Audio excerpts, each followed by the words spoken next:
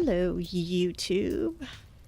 I feel almost like if you've watched Seinfeld, whenever Newman walks into the room and Jerry's like, hello, Newman. I almost feel like I just said that to you guys in saying hello. But hello, it's Tuesday. I don't know about you, but I had quite the day at work. As you can tell, I'm already in the game, guys. I'm already ready to go. Like, I am fired up for today. But anyways, what's going on? Let me brief you on where we left off with Disco Elysium yesterday. So we got the body out of the tree. We did our autopsy. We found out some surprises there. I don't think our Mr. Mercenary was killed by hanging. I think he was shot first. So now I'm a little bit curious if this is a setup, if somebody is setting up the Union. But you know, what I don't understand is if that's the case, why is the Union boss like not saying that it wasn't them? Or the Hardy Boys, part of the Union as well. So I don't know what's going on there. But anyways, Kim has left us. He is transporting the body for processing, whatever that means, and we are left to our own devices. So we roamed around a little. We've got 17, just under 18 reals. We have to be prepared to pay 20 reals for the next night of our room. So this is getting more and more brutal. It actually is making me frustrated because yesterday I did not take the boots off the body. I was trying to be a good doobie because I'm so worried about what Kim thinks of me. And quite frankly, I should have taken those boots because I probably could have sold them for a decent price. And then we would have had no money troubles when it comes to paying our room. But I didn't make that decision. Such is life, right? Anyways, there's a number of things. Whoa, what's going on here? There's a number of things around here that we could be discovering right now. But where we left off yesterday is we found this door. So I'm not really sure if this door is... Okay, thank you. I'm not really sure if this door... Oh no, it's not the door to the basement that's supposed to help out the boss. That's back here. I'm not really sure what this door is. So we are going to see if we can get in here while we're waiting for Kim. So let's do it. What do you think's in here? This is a weird room. A silver plate with traces of bone yellow powder. Be still, my beating heart. It's amphetamine. Sweet amphetamine. Don't lick it. Yes, there isn't enough anyway. You'd only be fooling yourself. Okay. The poster says, get out of the way or get effed up. All right. What is this? An empty tube of magnesium supplement. Cured pig's head. It looks mummified. That's pretty gross. What's this? Oh, we did. We made it out onto the roof. Great. Where can we go from here? I don't... Can we hop down? No. So... I can't jump. There's stuff here, but how do I get to it? Oh, there's a very teeny tiny little pathway.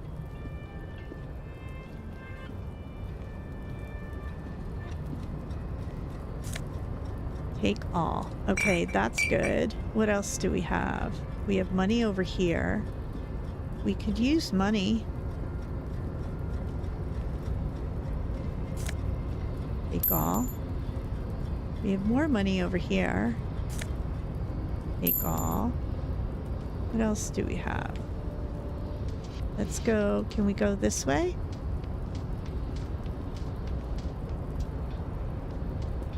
No. Why not?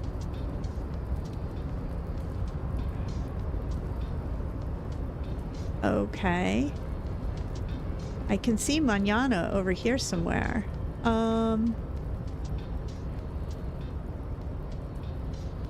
Can't go over there.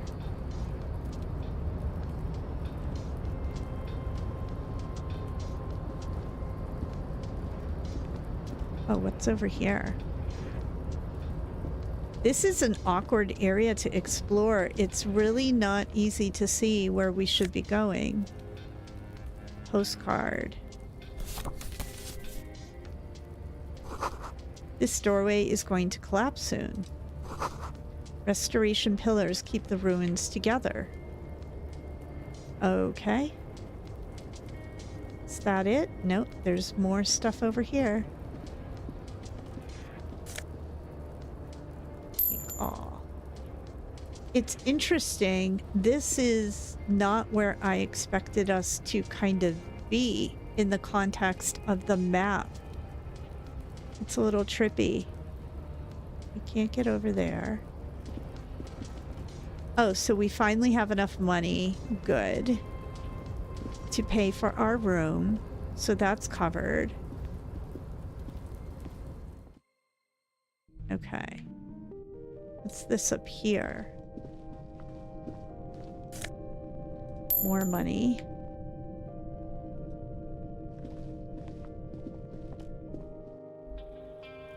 Okay, so that was a nice little side quest, I guess. So dark.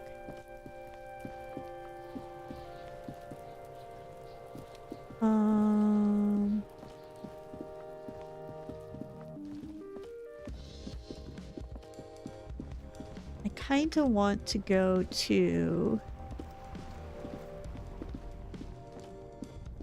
the little shop here and cash in my bottles and get some additional money so we don't have to keep carrying this bag around. The tear machine stands in the corner. A sign says, 1 bottle equal. Your bottles clunk into the machine and the money appears with a satisfying jingle. That's all I got? Was that? That's kind of a bummer, huh? But it's better than nothing, I guess. All right.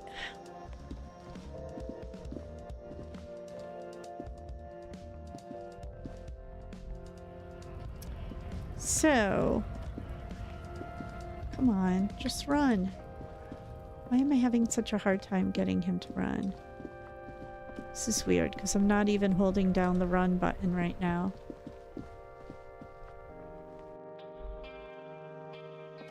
All right, we pretty much did everything else that I want to do without Kim. And I feel like we're at the point where I want him to come back so we can continue our investigation. I want to go open that basement, but I don't want to do that until he's back. So can we go to sleep? The bed is still cold from the broken window and not too inviting. No time to rest yet. Okay. I didn't wait. Can we take all empty cassette case? What am I gonna do with that? I don't think there's anything else for me in here to do right now, right? No. Okay.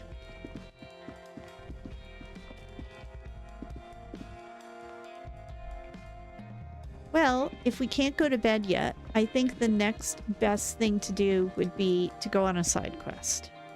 So let's look at some of the side quests available to us right now. Establish authority. We're not going to do that. Run the number on the victim's armor. We can't do that until Kim is back with his shortwave.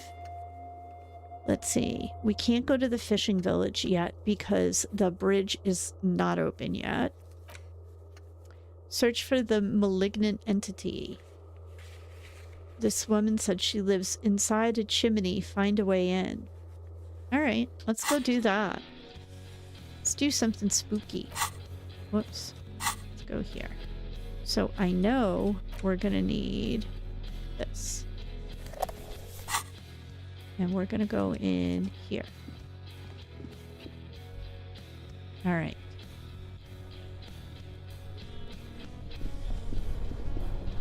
So this was a wild ride yesterday.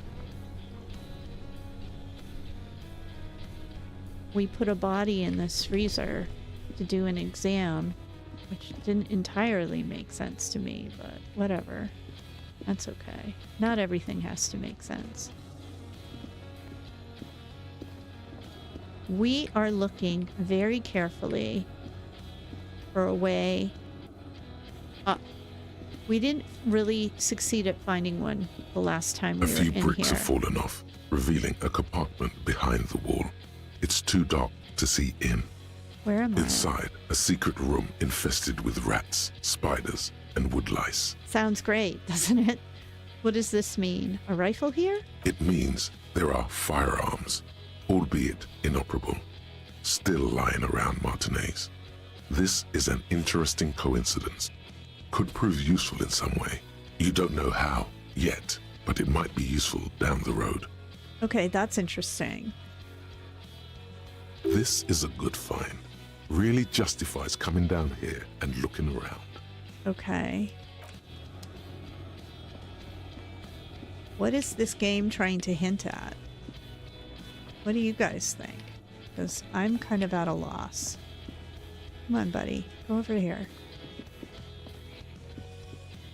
It's so dark down here. Can I zoom in more to make it easier for us to see what's going on? A thick layer of coal dust covers the furnace, coloring it pitch black. Smear your hands with coal. A lush layer of coal now covers your skin, sinking into the wrinkles. Your hands look ancient. Okay. You feel the spirit of Ramut Karzai, ancient hero of Grad, pulsing through you. All that's left is to cover your face in war paint. Maybe it's a good thing that Kim's not here for this today. All right. Adamut Karazai, smear your cheeks with black coal. No, let's not express ourselves. Let's just wipe our hands clean on it. No, let's do it. 3 dangerous stripes appear onto your cheeks, telling stories of your wild soul. What a proud warrior. This is how the hunted becomes the hunter in this dark, dangerous place. Okay, kick it with your foot. A hollow ring echoes through the furnace. Your toe hurts. Well, that sucks. Can I heal more? Yes.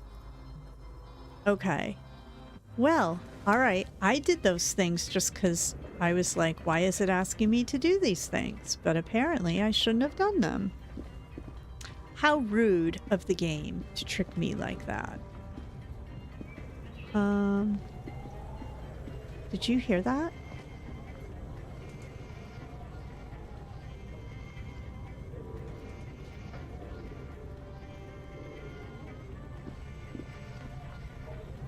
It sounds like something walking around. Go up the stairs.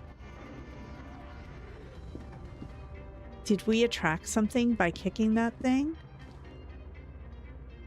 We already looked at this This last old time. fireplace is covered in lines drawn in blue and red marker.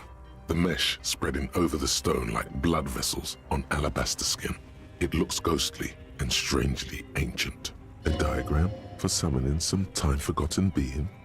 The symbols seem very esoteric. No, it's an engineering diagram. The whole thing resembles Kadran Mot. Yeah, so nothing new there.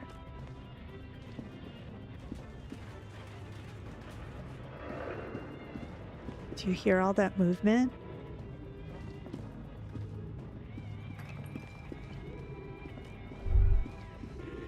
Looks Looks like someone tried to reconceptualize their business here. I don't get Look, it. the skis and rotor blades both bear the same Slipstream logo. It seems likely that they started out making one, failed to turn a profit, and then pivoted to producing the other. Let's see. So our options are, but the question is, which did they start with and which did they pivot to? What a strange leap of imagination, and yet they still failed. How sad. That's just speculation. We don't know anything for sure. I like the first one. That's a good question. Reality is ruthless. Okay. Nothing else in here, huh? I'm waiting for a jump scare, and I don't even think there are jump scares in this game, though I could be wrong about that. Oh, wait.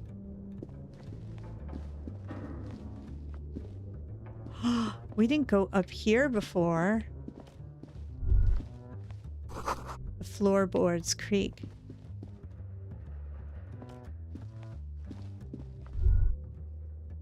Does someone live here?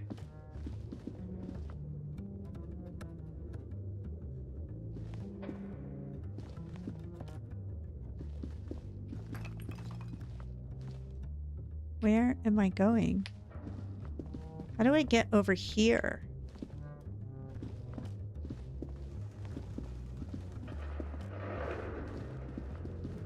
Oh. This old fireplace no, is no, covered no. in a diagram. We already The did whole that. thing was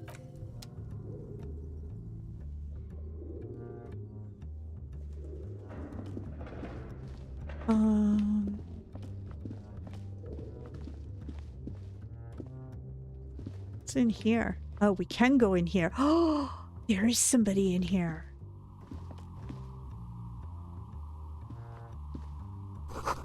This tray is full of dice, colorful polyhedral dice, hundreds of them. The candy dispenser has been repurposed to contain thousands of dice. Is this like someone who sells like D&D stuff? Hello, I'm Nia. A bird-like woman sits on a throne of tools with emerald light shining through her hair. Did you try knocking on my window? I must have missed you. I've been listening to my Melius. She taps on her headphones. So what kind of die are you looking for? Could this be the malicious entity? Perhaps it's wise to go along with this masquerade for now. She's got a direct view to the backyard. You should interrogate her about the lynching. Let's see. Hold on. What do you mean by menu? You must have me confused with someone else. Why are you asking me about dice? You must have me confused with someone else. I haven't knocked on your window. Then how did you get inside? By the south entrance? You know what? It doesn't even matter. What matters is that you're finally here. Let's talk dice. Did you have something specific in mind? Why are you asking me about dice? I'm a novelty dice maker. Tell me the name of your role-playing system and I'll make the die you need. That's why you're here, yes? Role-playing games? Fun. You know the one made by Fortress Accident. Does that count? Sure, I like games and I need dice. Maybe I'm not really sure why I'm here. I can't afford your dice. I was looking for something else. Answers. Answers? How strange. These days people only come to me for dice and role-playing games. I'm not sure how helpful I'll be, but go ahead and ask. The walls around her are covered with rows of precious stones and minerals. It almost looks as if the stones and dice are a natural part of the room, growing out of the shells like stalagmites. This person means you, or no one else, absolutely no harm. She will answer freely and honestly. She kind of has a cool job, huh? Out of everyone so far that we've met in this area, I think her and the bookshop lady have the most fun jobs. No falsehoods are present. She's a novelty dice maker and doesn't have anything to hide. Ask what you need. How did you become a dice maker? I'm really interested about her. I mean, I know we have to ask about the investigation, but I want to get to know her a little bit more. How did I become one? It was a business decision. I was a regular jeweler at first, but that's an unfocused field with too much competition. An unfocused field. I've never looked at that kind of a role as unfocused, but I guess so, right? Some of my friends were role players. They asked me to make some polyhedral dice out of cobalt. That was my first order. I grew it from there. Do you like role-playing games yourself? Not especially. I like working with rare materials and a steady pay. And role players as customers? They're nice people. I agree. My kids have played D&D and have friends that play, and they are very cool. She's thankful for the security they provide her. Let's see. Where are we anyway? What is this place? We're inside the chimney of an old central furnace. It's strange, I know. She looks at the ruddy bricks that make up the walls. Even though they've been repainted, there are still signs of coal black soot here and there. But when I arrived here, all the other rooms were taken, so I had to build myself a makeshift home. Besides, I don't really have to pay any rent here, so that's a plus. That is a plus, but this doesn't look too safe. Plaisance was right. There's an entity living in the chimney. You should ask her about the curse. I've heard this place is cursed. Did you know that people call it the doomed commercial area? I've heard the stories, but I don't think those stories are true. Neither do I. Plaisance is the one who sent me. She's convinced that the place is swarming with malicious energy. Plaisance, the bookshop lady? I've heard that her business is doing rather well. Have the energies spared her somehow? She's a wise woman. The bookstore isn't doing that well. There are hardly any customers, and she has to exploit her own daughter to keep the company going. The curse is just biding its time. I don't know why the bookstore hasn't gone bankrupt yet. Let's go with number 2, that the bookstore isn't doing that well. There are hardly any customers, and she has to exploit her own daughter to keep the company going. Oh, right. But it's not just the bookstore that's still up and running. What about the whirling in racks? Some people say it's part of the building complex. Hold on, the whirling is part of the doomed commercial area? You could say so. Both houses were built at the same time and under the east of the Commerce Central project. Oh, okay. The whirling isn't doing well either. Its waitress just took off and customers have trouble paying bills. And then there is me.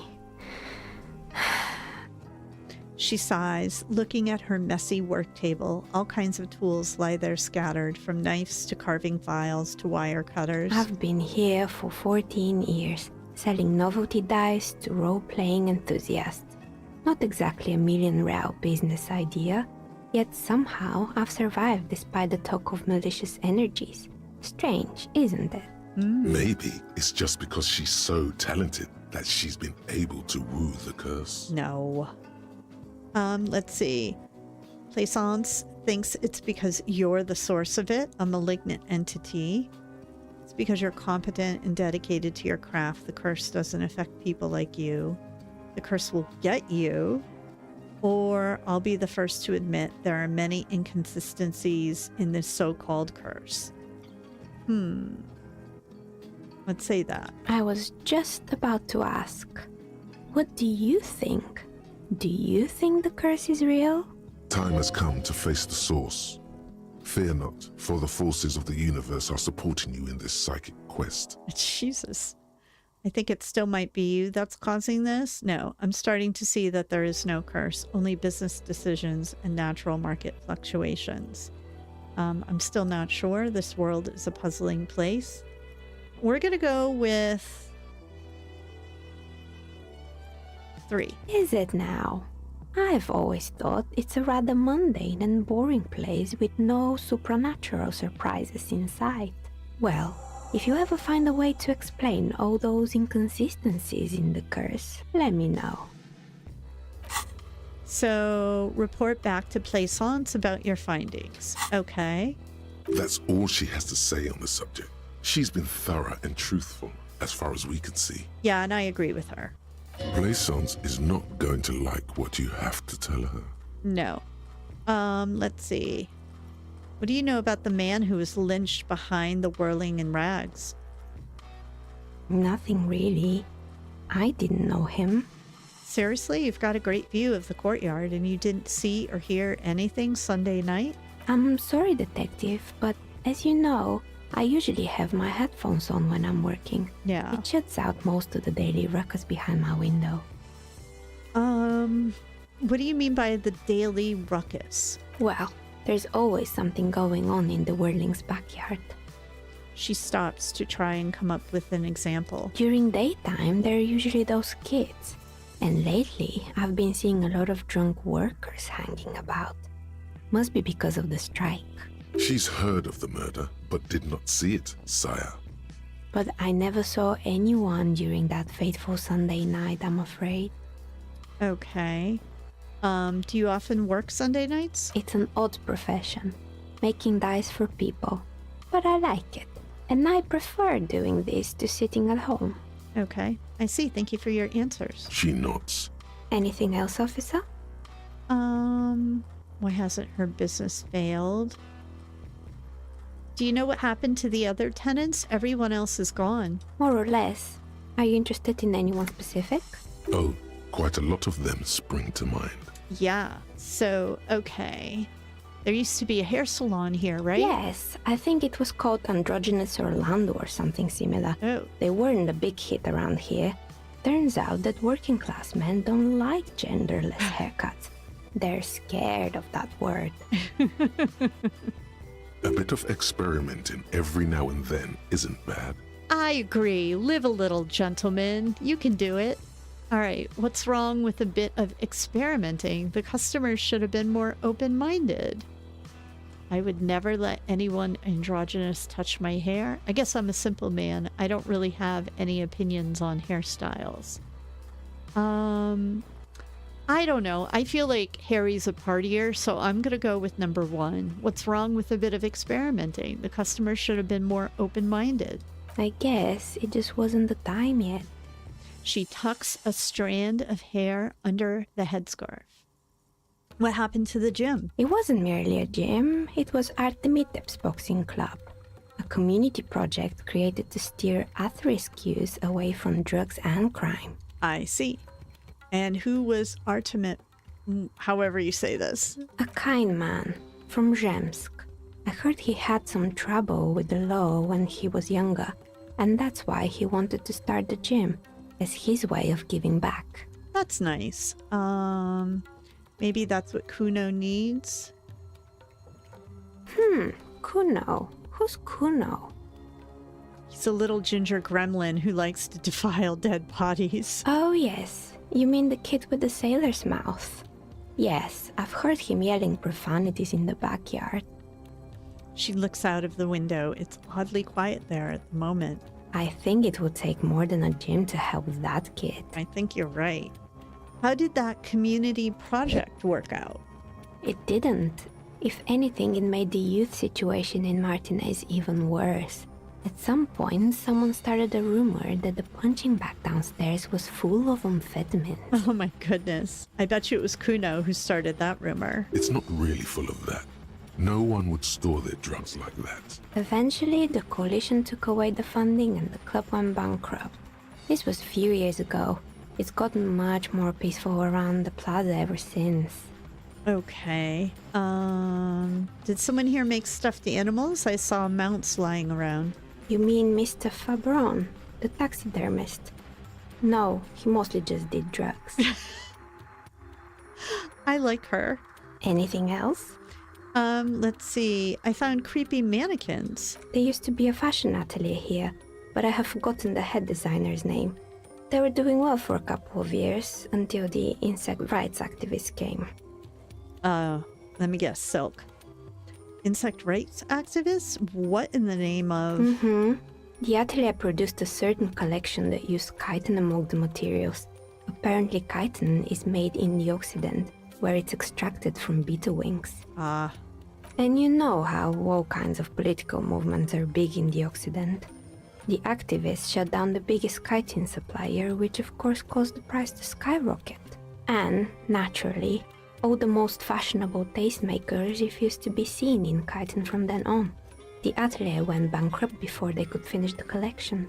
so I just want to point out, as we're going through all of these failed businesses, and she is providing us with the information on what went wrong with them, this is such a great example of Occam's razor. The simplest answer is typically the right one, right? Like, I'm glad that someone took care of the little guys. I like insects.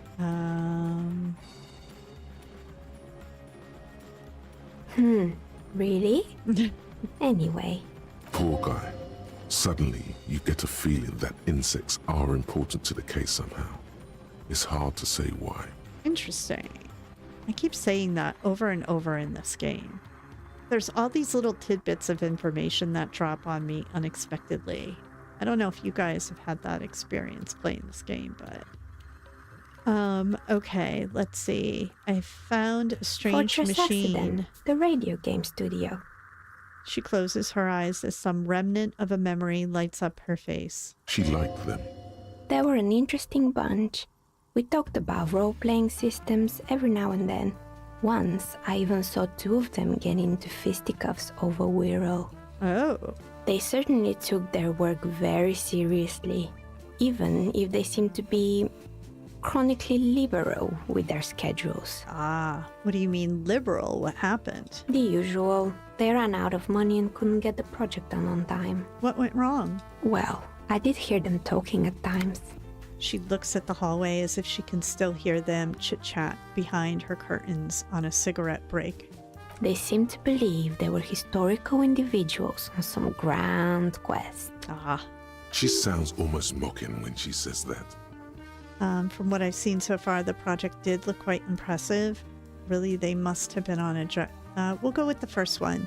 From what I've seen so far, the project did look quite impressive. Yes, but when the money started to run out, they just began to complain a lot about capitalism. You know, how the markets are rigged to keep out new businesses and so on. Well, the markets don't exactly make it easy for new businesses, now does it? In the end, they just didn't get it done. They didn't have enough willpower to produce something truly historic and to show up to work on time. She's a very disciplined entrepreneur. She's right. Showing up to work on time is important. Let's see. That's too bad. I would have supported them. The project looked great. Not the wisest decision. You would have lost all your savings. She tosses a pair of dice on the table. One of them stops near the edge of the metallic desk. The result is 1 on a 20-sided die. The dice is black and filled with little silvery flakes, like snowfall. Anything else? Let's see. There was a terrifying taxidermied bear in the cellar. Oh boy, the fabled Revachol ICT. You're in for a treat here. She smiles and leans closer, hands on her knees like a stand-up comedian ready to tell a story. The place was owned by two guys who had some rather innovative ideas about marketing. The bear was one of them. Now ask me about their other ideas. Why is this giving me Midsummer vibes all of a sudden? Indeed. What were the other ideas? All right, what about the other ideas? There was really just one. And it involved picking out the prettiest girls in the neighborhood and paying them 20 cents per hour to man the booth. And by man the booth, I mean slump behind the counter with a face that could maim you if you ever dared to disturb their bored magazine browsing. She leans back, disapproving. It reminds me of the girl that works at the little convenience store around the corner. Sounds like she really didn't like those girls. Yeah, it does sound like that. Fritta does the same thing. What? I know a girl just like that. Oh, yeah. She works in Fritta as a cashier and she's not particularly Employing friendly. silky teenage girls is a widespread practice, yes. Unfortunately, they always come in packs. I'm talking about acne-ridden girlfriends and gorilla-like boyfriends loitering near the shop. At least that's what happened with Ravashow ICT. Okay, and that was a bad thing? Were they not, like, spending money? And they already had the bear. She closes her eyes as if remembering something painful. What about the bear? The bear. She repeats, pressing thumbs into her temples like trying to suppress a headache. It didn't work out? Of course not. The bear was terrifying. No one wants ice cream guarded by a hostile apex predator. To make matters worse, the fridge didn't work too well either, and half the ice cream came out malformed and partially melted. I love that line. No one wants ice cream guarded by a hostile apex predator. That's very true. I'm a big fan of ice cream, and I don't want to have to go through that. Eventually, Ravashow ICT lost the price war to its rival, Glace 5000. Glace 5000 sold caramel sundaes for only 5 cents a piece, out of regular fridges. And now I picture, like, this bear guarding a bunch of Klondike bars. What would you do for a Klondike bar? Let's see. I'm sure the bear was doing its best. The bear was scary. Every time I saw that bear, I felt scared, like it could become alive at any moment now. The taxidermist who made it said it was his vision beast. He said he met his vision beast while high on desiccants. He called it Megatherion. Megatherion. Sounds cool. Yeah. What's a vision beast? It's an imaginary beast that guides you through life. Okay. How does that work? By telling you to do more drugs, mostly. Ah, thank you for clarifying. The horrific necktie tightens around your neck, strangely excited. But it doesn't feel particularly fun this time around. I think we need to sell the necktie. Let's see. I don't have a comment on drugs. Understandable. You shouldn't do them.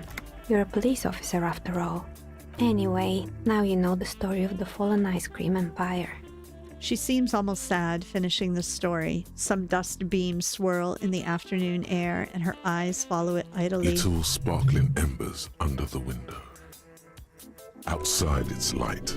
Light scatters from the low-hanging cloud cover. There's always the threat of snow. Anything else? Another failed business, perhaps? Yeah. I've been here for a long time. What's with the rotor blades and skis? They were made by a company called Slipstream. After they pivoted from making rotor blades to skis, their chief executive took off on a vacation with all their money. She rests her chin on her hand with an impish smile. Honestly, I think it's quite funny. I think he's still sending out holiday transmissions from Tulula or Tiumotiri or Hashtkor or wherever he is. What do these transmissions say? The usual, I imagine, that he's been thinking up all kinds of new business plans and can't wait to get started on them just as soon as he returns. She laughs and turns around in her chair. But Slipstream is history now. All their remaining assets got seized by the bailiffs in 47. I have no idea why those keys and blades are still lying around in the house. They were just props. Why return them? I found the building's intercom, but it's not working. Oh, right. I hope you didn't try to ring me. I think none of those doorbells work, including mine. I'm still in the middle of connecting the wires. Sorry about the confusion. The doorbell with the empty name card must belong to her then. So you're telling me that the doorbell with the empty name card was yours? I saw a name, East Delta Pinball, on the doorbell. A strange thing happened when I tried calling a company named Slipstream SCA. Someone answered. It can't be true. They don't work here anymore. They've been gone for years. Are you sure it was Slipstream SCA? Was it a woman? Maybe it was Plaisance from the bookstore. She said she was from Tricentennial Electrics. Tricentennial Electrics? There's a moment before she recognizes the name. It used to be a major electric company 100 years ago. Are you sure it wasn't just some kids playing a prank on you? No, it was something else. It was eerie. It was too real to be just a prank. Either we're dealing with a professional actress, or... No, it was something else, something eerie. Pranks can be eerie. She looks as if she's still convinced it's nothing to be worried about. Oh, the kids these days. We were just one of them, and now they're terrorizing us. No solidarity. Yep, I know that feeling.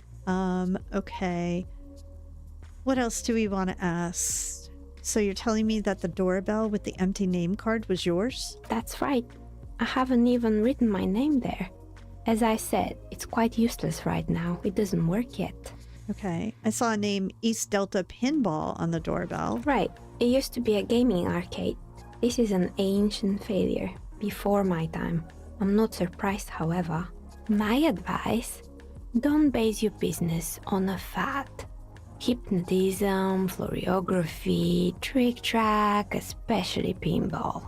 Okay. She's like really disciplined and strategic, huh? I was wondering about the whirling in rags. Is it part of the same building complex? You could say so. Both houses were built at the same time and under the East Delta Commerce Center project. That explains why you can call the whirling from the intercom, albeit I doubt that anyone responds. If the whirling is part of the same building, then it's part of the doomed commercial area. The darkness of this place is there, too. There's no darkness. You're imagining things. I have a few more questions about the building. Sure, I'm listening. Let's see. What's up with the broken windows? Oh, this one's a mess. There used to be a company that promised to repair windows 24 hours a day. What could go wrong with this one, right? Turns out, the business was actually set up as a front for an illicit group that was producing snuff milius. Who would have guessed? What is that? What's the snuff milieu? That's what I'm asking. And they never cleaned up the debris either. Now it's just littering the hallway and I have no idea how to get rid of it on my own. Okay. Yeah, what is this? It's a Sub Rosa radio station that broadcasts real murders with real victims. Some people pay good money to get off on it. Oh, that's really gross. Nothing changes in her tone as she says that, as if it's just another piece of information to lay out for the world. That's horrible. Were they arrested? I believe the ICP got them. They have a special division that deals exclusively with Sub Rosas. It's the Copperpedia reporting in. ICP stands for International Collaboration Police. Okay. In any case, I don't think it's your job to worry about what happens on Milius. I probably shouldn't have even mentioned it. Things like that are better forgotten. I have more questions about the intercom. I'm pretty sure it still doesn't work, but sure. What do you want to know? All right. Sure, It's weird I'm that listening. that was lit up because there's nothing else to ask her. Actually, I had other questions. I hope it clarified things a bit. What else? Let's see. Why hasn't her business failed? Let's risk it. You feel nothing. If anything, it's uncomfortably warm in here. Start taking off your clothes. You need to connect. Oh my God, no, we're not doing that to this poor woman. She has begun to idly clean one of her carving tools with a dirty kerchief. Yeah. The tool.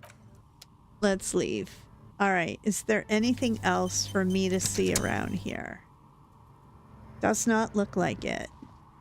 Let's look in our notebook. Report back. Yep. We're basically done with this side quest. The bookstore lady is not going to be happy with us. But them's the breaks. How do we get out of here?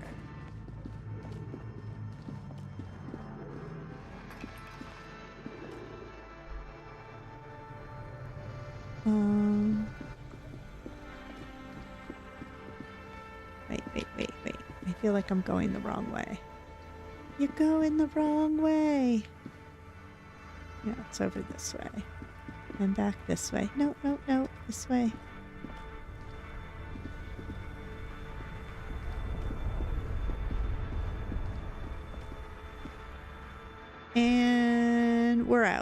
right, let's go see the bookstore lady. She's not going to be happy, but c'est la vie.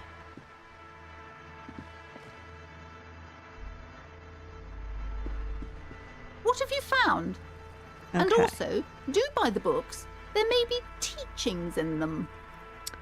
I talked to the entity you told me about. Her name is Nia, and she's a novelty dice maker. A novelty dice maker? Well, spit it out. Why does she need the dice? For some kind of sorcery? Sometimes they use the ankle bones of sheep. This lady has a vivid imagination. She has spent a lot of time reading novels. Let's see. How should we play this? So we can be very direct and straight. She's not a sorceress. She's just a businesswoman. We could feed into her woo-woo-ness. I have felt her aura. She is not one to blame for the curse. Or she may be involved, but I don't have a way to question the malignant entity further. I'm tempted to go with number 2. I don't understand. If it's not her, then where is the source of the doom? How did she explain the curse? She looks perplexed. The narrative she's built herself, it does need tearing down. Yes. Just don't say you don't have any answer yet. The uncertainty is killing her. Yep. To hell with it. Perchance you ought to just lie, sire. Perchance. You've come this far. You know how to end it. There is an entity behind the entity. Let's see. There's no curse because there are too many inconsistencies. The source is in the taxidermist's shop. He became involved in dark arts darker than taxidermy and brought the void spirits down upon this place. I don't have an answer yet. There are still leads to be followed, like that strange radio computer thing. There is another entity, more malignant, pulling the strings. Perhaps in my travels I will cross paths with it. So what was the advice? Don't say you don't have any answers yet. Just lie. You've come this far, you know how to end it. There is an entity behind the entity. Okay, so we don't have answers yet, but we are thinking about lying.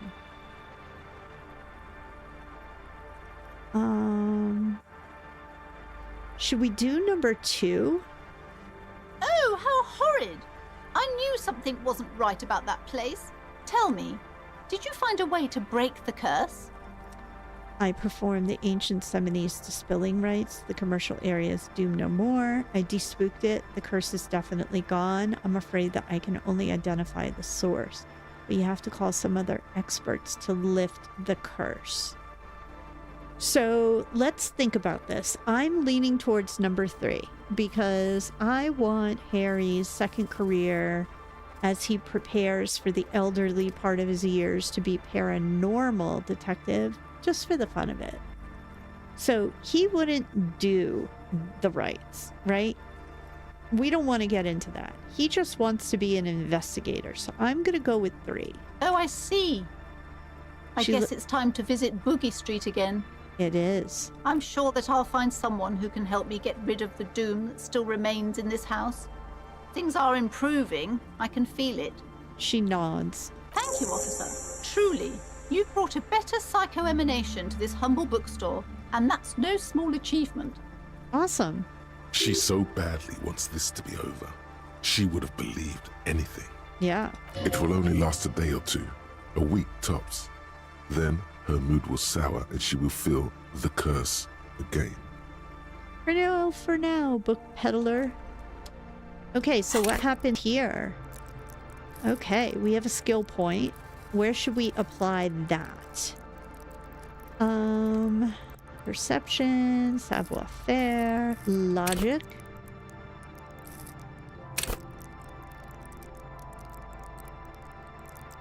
Let's see.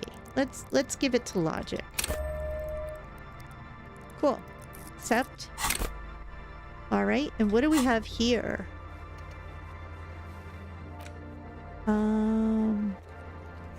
Not the map. Is it done now? Yes, so that is done. Okay, so we got another side quest done in the time that Kim has been without us, so that was good. Keep asking Joyce questions about reality. Find one armored piece. Investigate. We're going to do this investigation with Kim. Who made the call? Let's see. Is there any additional questions Hello again, we can esteemed ask officer, her? and welcome to Crime, Romance, and Biographies of Famous People. No, that's a very long title for your shop, lady. Let's see.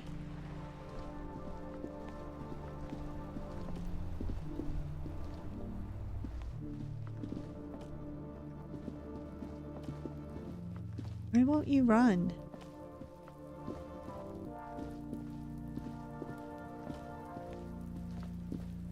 Anything else back here for me to do? What is this? This trash container is locked. The sliding lid has a padlock that says, All right. What's going on with Kuno? Why is he so quiet? You missed a good show before. A kid came by and completely fucked the tree to pieces. Oh, he's talking about Measurehead. He fucked the tree up! Fucked it good! It was porno! Okay.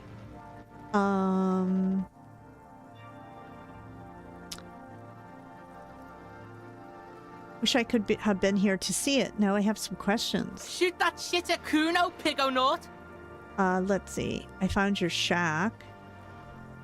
Figure out what's going on with this kid. I found your shack. You found Kuno's secret door to Kuno's secret shack. It was closed for 5,000 years. How the fuck did you get in? I phase shifted through the roofing material. Shit. Get the fuck out of here. You can't do that. He can't do that, Kuno! He's trying to fuck at you again! Pigs can't displace. Can't do that teleport shit. He says to himself, then turns to you. How did you like it in there, pig old boy? Kuno's got a lot of cool shit there, right? What was with the pig head? Oh, that? Kuno decapitates pigs. That's just a Kuno demo tape. Did you see that thing float up here? What was that? Were you trying to send me a message of some sort? Demo tape? Like some kind of musician? Yeah, Kuno plays on snuff radio, fucks pigs, live, fucks their heads off. Kuno's a cop killer. Okay. What's with the tube of magnesium, Kuno? It's a vitamin, pig. Don't you know anything? He looks at you like you've just pointed at the sun and asked what it was. you could use some. It's magnesium, right? Yeah, it's the mag. You fucking need that shit to stay on top of your game. Kuno goes through like a tube a day, rips mag like a motherfucker, and you could use a bottle. Okay. Don't teach him, Kuno! He's gonna use it against you, Kuno! I know all about magnesium. I rock it all the time. You're not getting this, pig. It completely takes away the hangover. It's like you didn't do anything. Like you stayed home playing with your choo-choo. He looks at you, eyes bulging. Fuck you, pig! Don't do mag! You're gonna OD and you're gonna fucking die! I found a plate covered with powder residue. Know anything about it? That's where Kuno gets his daily hit of electric. Kuno Shazam. Shazam. Kuno rides the fucking lightning in there, pig. I'm sure you do, kid. Bet you'd like to ride the lightning too, wouldn't you? Nope. Good call, Pigmeister. Don't come and talk to Kuno about his kingdom. Anything else we should talk about with the The shack? fuck do you want with it? No. Good call, Pigmeister. Don't come and talk to Kuno about his kingdom. Kuno doesn't fucking care. Okay. Can we talk to her? I'll die before I squeal, pig! What are those strange words you use, girl? I come from the woods, good Davidu! You don't want to go there with me! You don't want to see what I've seen! Don't be traumatizing here. Get the fuck out of here. Alrighty then. Okay. So nothing new from them. I don't know what's going on, but he's like, is it because we're holding this thing that he won't freaking run? Because like the walking, yeah. Okay, there it goes. It keeps like lynching on me a little bit. I know there was someone over here. These are these old men. We already talked to them. I'm trying to do a bunch of interviews to try to find out more information. Already talked to him.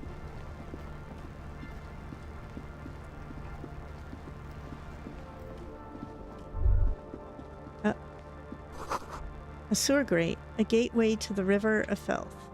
Okay, what's this over here? Plastic wrap macaroni stamped with humanitarian aid. We've already looked at all this stuff.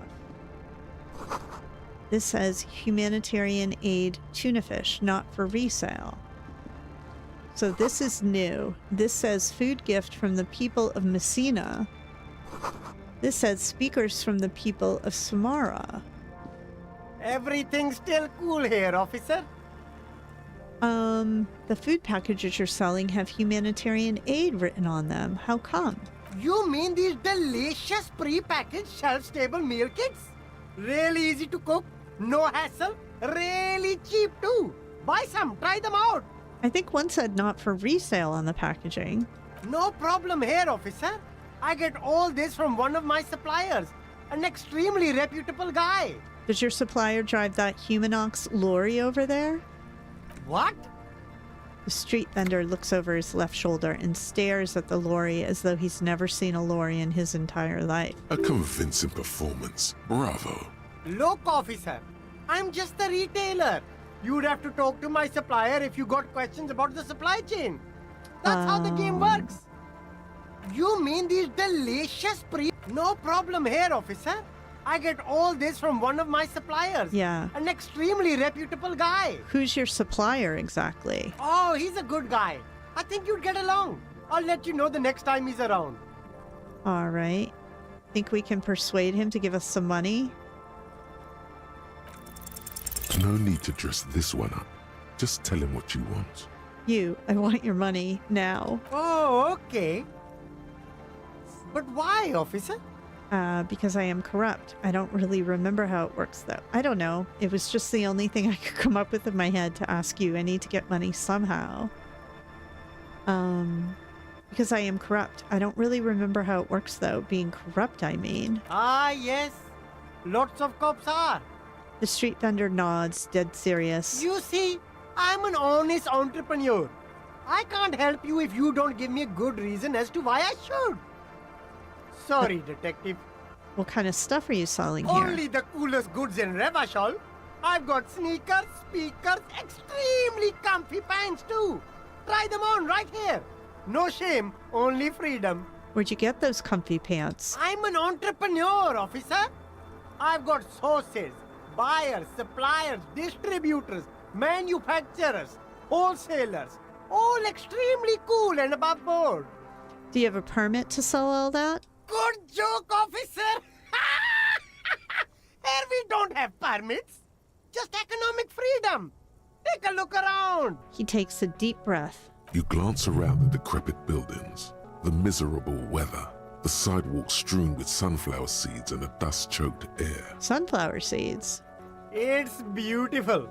Beautiful freedom. Wait, is it really true that you don't need a single permit to set up a shop? That's right. No permits, no bureaucracy. That's why this city and its law officials are so cool. What am I doing here if there's no permits? My man, officer, you make all this possible. Without you, this climate would be extremely bad for business. You're part of the gossamer state. Gossamer is a fine, filmy substance consisting of cobwebs spun by small spiders, seen especially in autumn. It's safe to say he's referring to the near absence of regulations. Okay.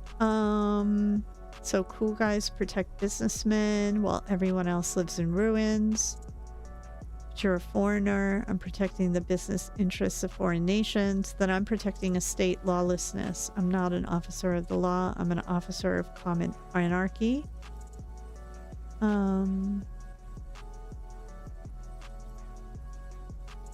This one. Yeah, that's the main thing about you. Freedom is great. It's what lets independent entrepreneurs like me sell quality goods at competitive prices. That's all then. Let me ask Anything you for you. something else. All right, so we didn't really get very far with him. And I don't want to buy anything. And there's nothing going on over here. What's this truck? Delta Logistics Company. That's interesting. We can't get over there, but we didn't see that last time we were over here, I don't think. What's going on down here? Any improvement? Nope. Is this guy still just standing there? Yep. G'day to you, officer. Can I have some of that salami? Sure thing. Thanks. It is salty. It is savory. It is chewy. The hangover only makes the salami more tasty. How do we still have a hangover? All right, bye. Okay.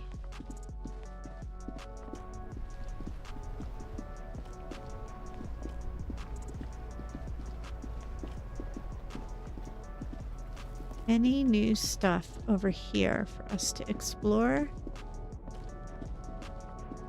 Doesn't look like it. I kind of want to go talk to the scabs that are trying to get in.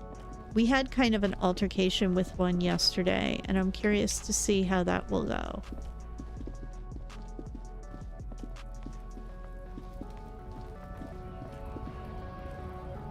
Yeah, here they are.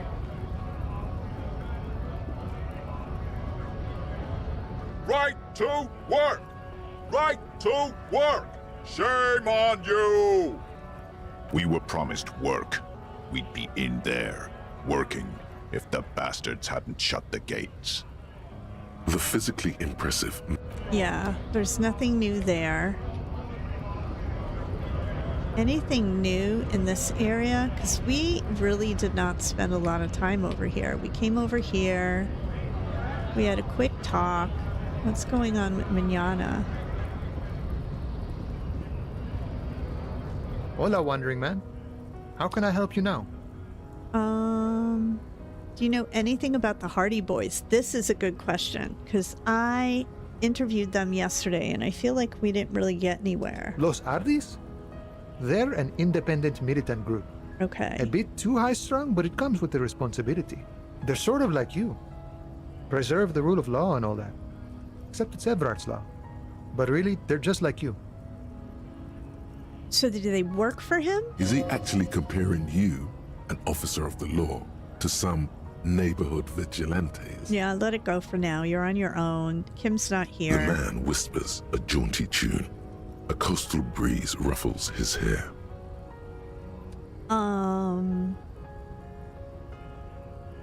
Okay, I guess that's it for this conversation.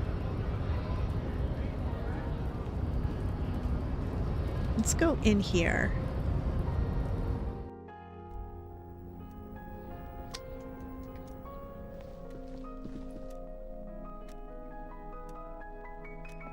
The file cabinet stands. The drawer slides. That's the same, but we didn't see this lit up before. A giant ass print on the pillow and a pattern of coffee rings on the armrest. Someone is habitually chilling next to the radio.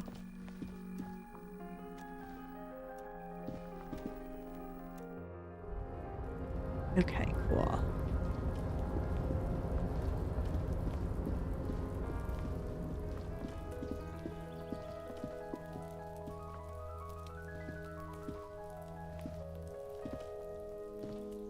This is the night watchman's booth. Yeah, there's not really anything else over here, but I wanted to come over here because why? I thought you could get down from here, but it looks like you can't. Oh, here's the stairs I was looking for.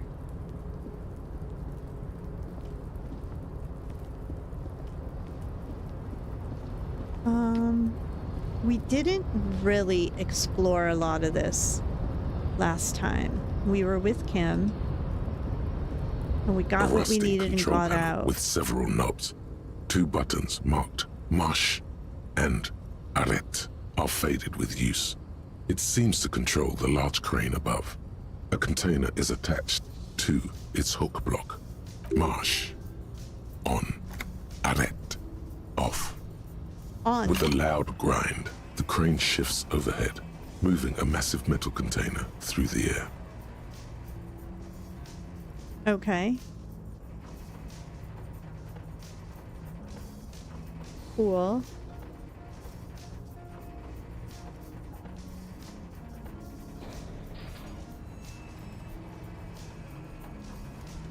What do you think's in this thing, guys? And with a surprisingly quiet thunk, the crane places the container down. This crane was built with a purpose, which has now been fulfilled. To move this container. Thank you, Inland Empire, for that insightful bit of information. What's inside the container? Who can say? All you know is, it's special. It's special.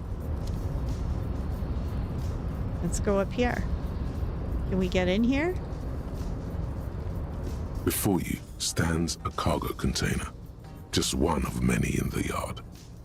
Hey there, The sugar. container door appears unmoved by your attempt at flattery. A tough nut to crack for sure, but the strongest containers often have the softest hearts. Talking to it isn't going to get you in it. The mundaneness of the situation does not seem to have Yeah, you open the attempt door. to turn the handle, to no avail. The doors seem to be mechanically locked. Knock on No the door. reply. The knock produces a hollow ring of metal. Doesn't sound like there's anything inside the container. Persuade the door to open. No, that's not going to happen. Why couldn't we use, like... Where's our, like, chain cutters? Can we use those? You're back before the cargo container. Its No. drawer has not... Alright, that's not going to work. Bummer. What else? Come on, give me stuff to loot. Alright. What's this over here? Last time we were over here, we ran in, we talked to the union boss, and we ran out. Take all. Ultra Series gloves. Nice.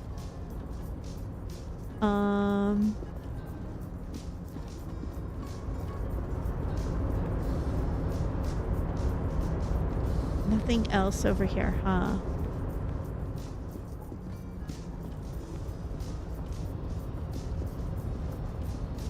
How do we get over there?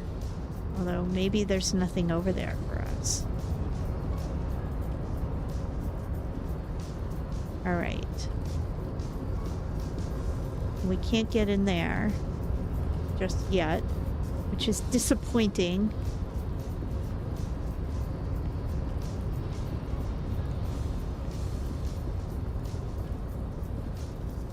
That's okay. At least we got some stuff out of this. Okay.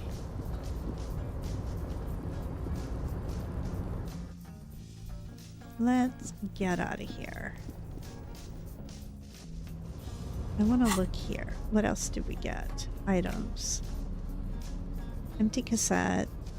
Postcard. Clothes. Fingerless gloves. 1 electrochemistry. 1 half-life.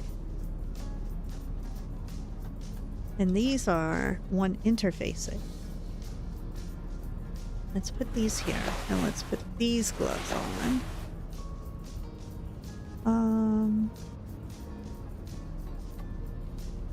Okay, that is all the changes I want to make there.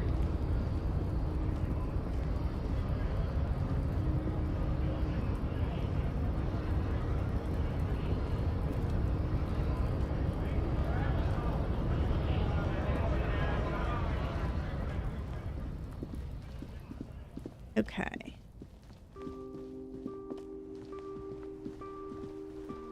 Now, I'm wondering about something I haven't tried yet.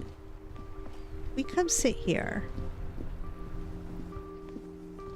You sit on the wind-worn wooden planks of the bench. Your feet ache. Twiddle your thumbs. Let's see. You finally stop picking your nose. Aw. That was gross. All right. Let's see. Stare into the sky. How do we... I always do this, guys. Get up. So if I wanted to read one of my books to pass the time, how does that work? Interact. Use the interact button in inventory. Leading. I want to read this one. Medicinal purposes of the Pale. The cover of this heavy tome. Flipping through the book, you find a number of sections on the general benefits of the Pale. A large pharmacopoeia makes up nearly half of the book. I want some general health advice. Have you taken any walks through the Pale recently? I don't even know what this pale thing is. How could I have walked through it? The book is frustratingly vague on this topic, but it seems that if you've walked through the Pale, you would know it. Got it. Flipping through the book, What's a you come pharmacopoeia? across the following explanation.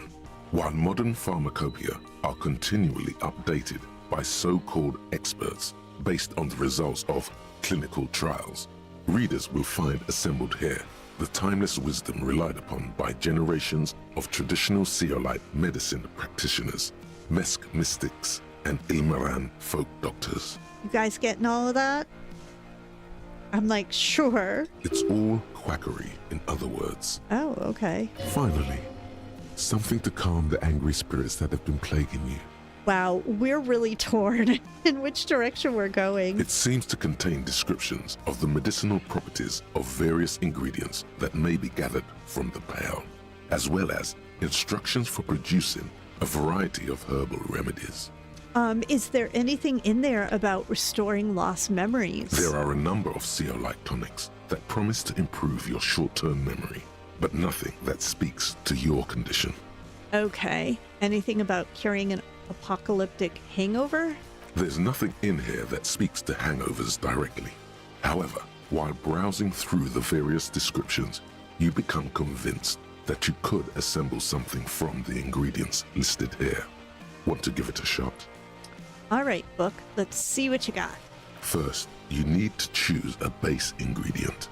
I like ginger, so let's go with the first pick, ginger root. Ginger tea is great, isn't it? Next, you'll need to combine the base ingredient with an appropriate vehicle. An appropriate vehicle. Oh, we're not doing whiskey. A tea made from birch bark, or mash it into a paste with some aloe vera extract. Let's do that one. Lastly, is there anything else you'd like to add? Well, why are you asking me? Shouldn't there be a recipe for a specific purpose? This is weird.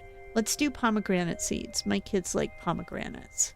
The ginger and aloe vera make this poultice ideal for the treatment of arthritis. Got it. It won't do anything for your hangover, though.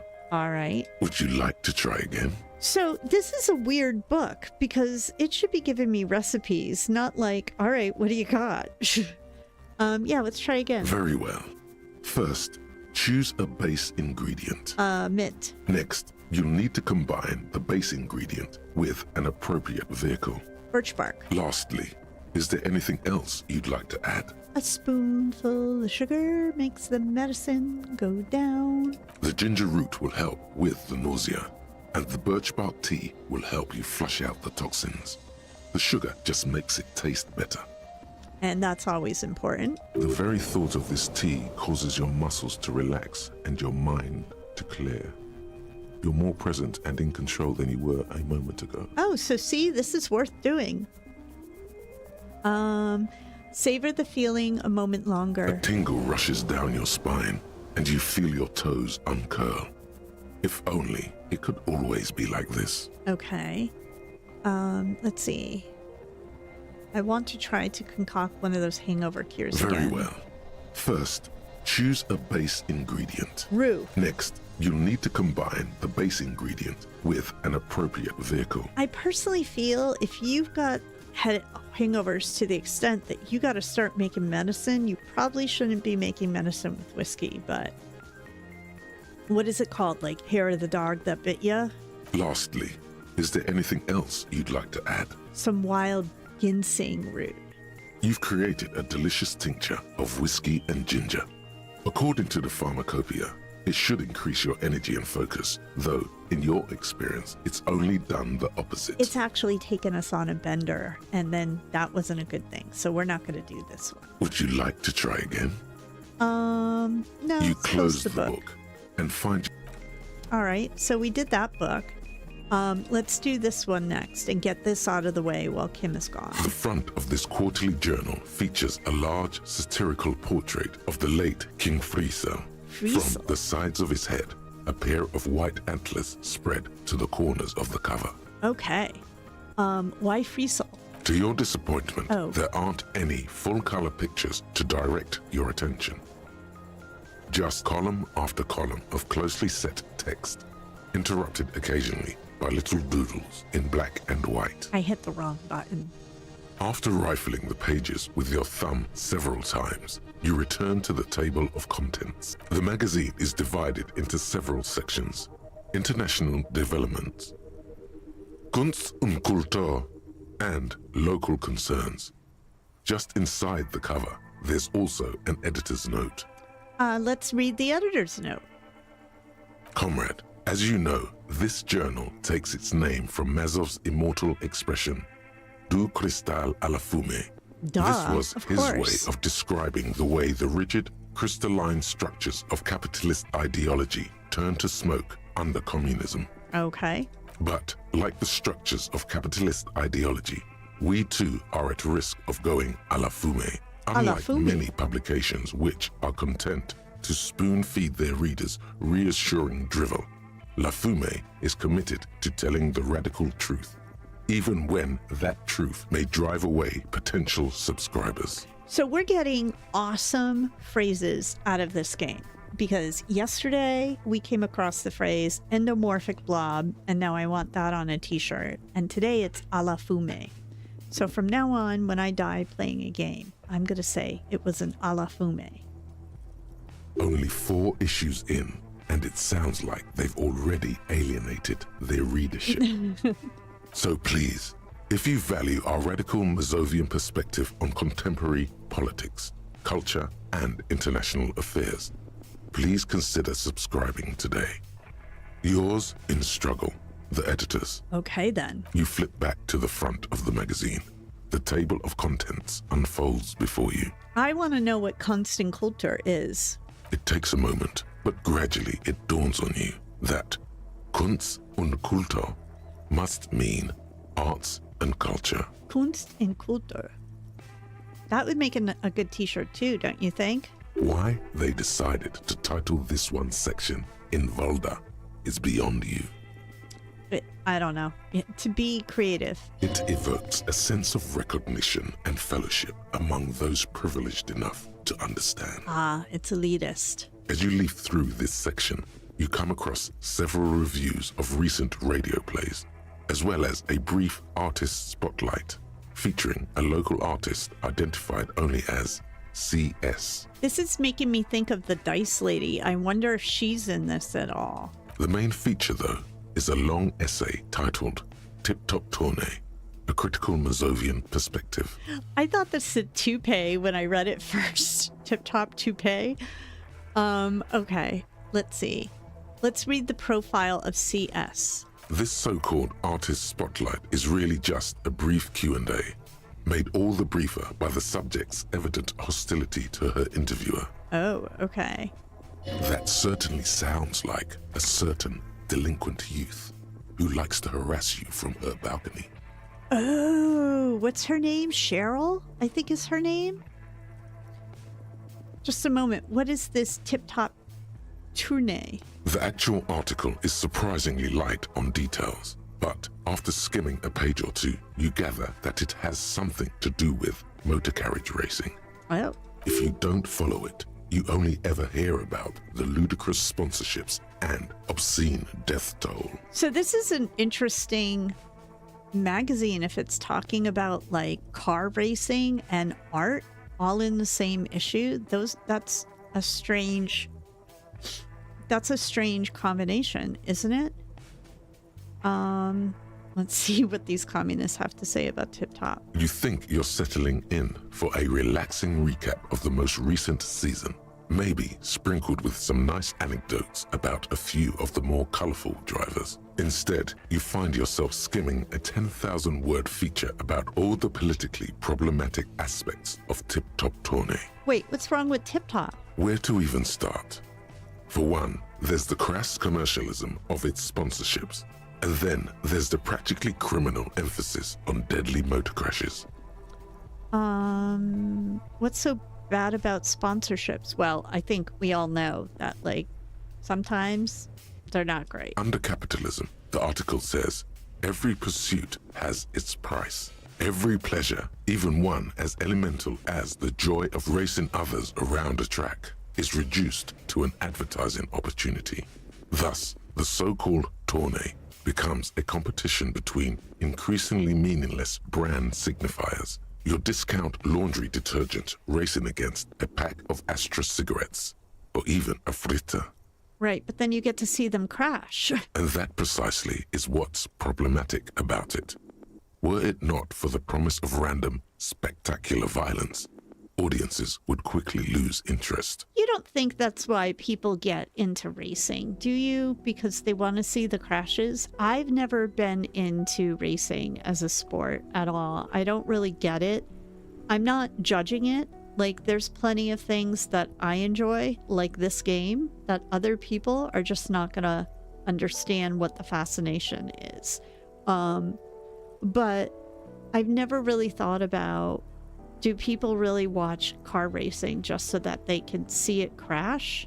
At the end of the day, it's the destruction of these 750,000 real races that you're really watching for. I'm going to be the optimist here. No, I'm pretty sure I like it for the racing. Sure, you think that, but subconsciously, it's the visions of brand names being engulfed in flames that you crave. This flimsy magazine is right.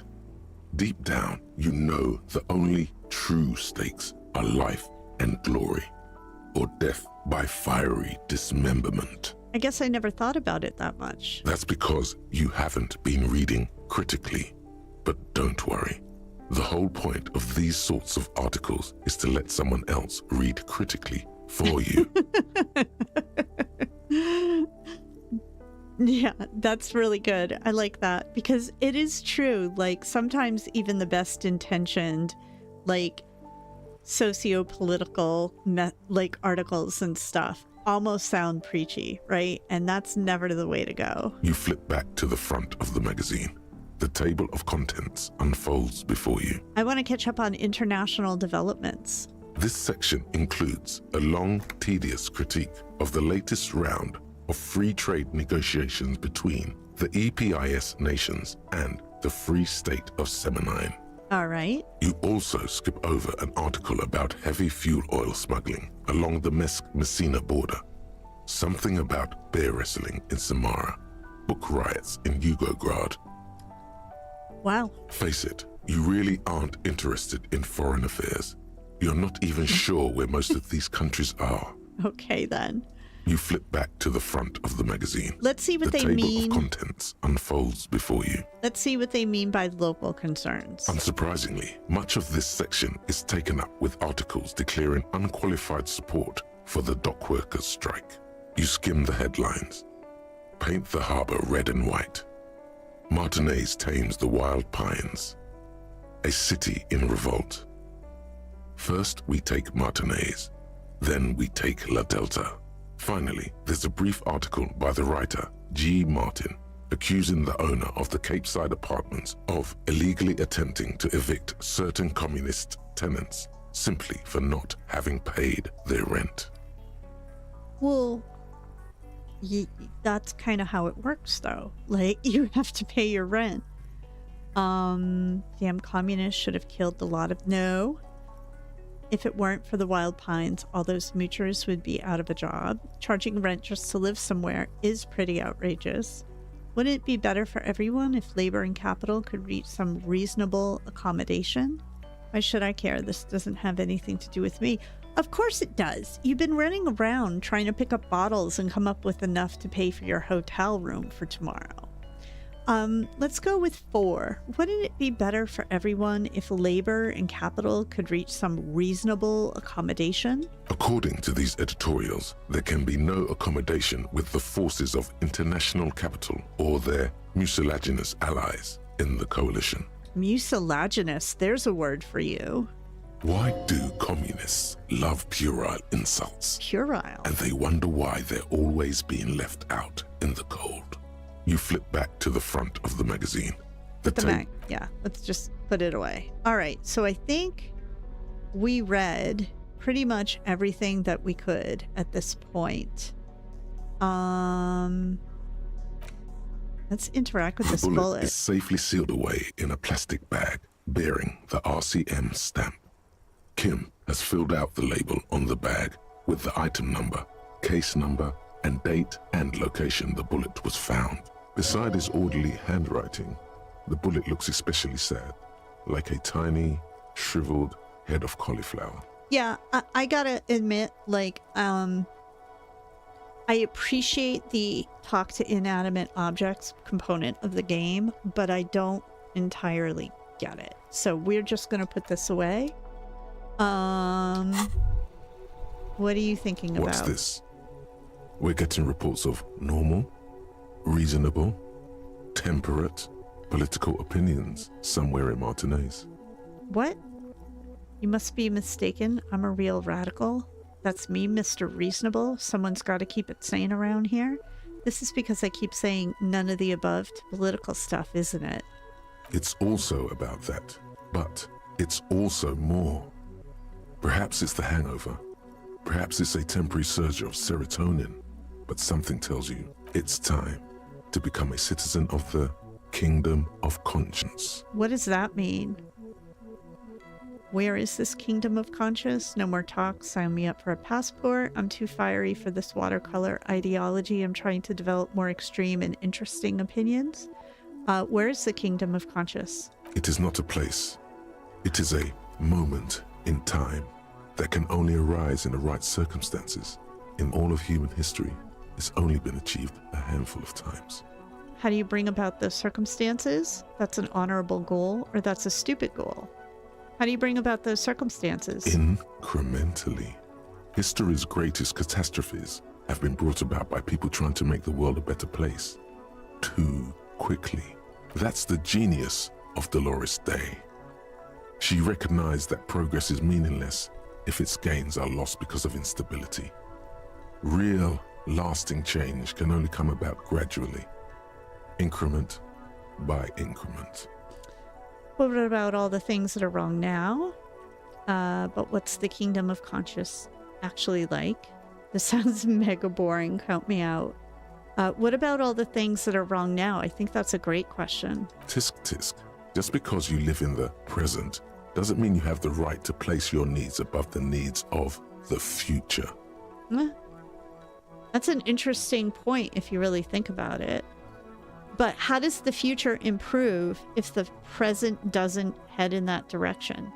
You may never live to see the Kingdom of Conscience. Your children may not.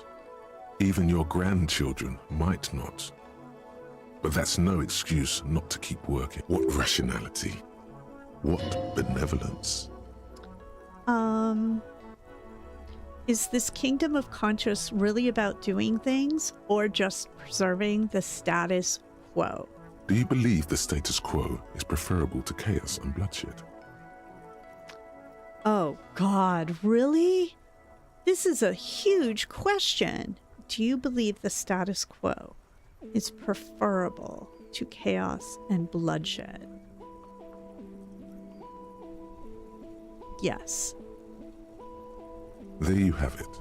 Sometimes holding the line is progress. Okay, but what's this Kingdom of Conscience really like? The kingdom is difficult to comprehend and even more difficult to describe.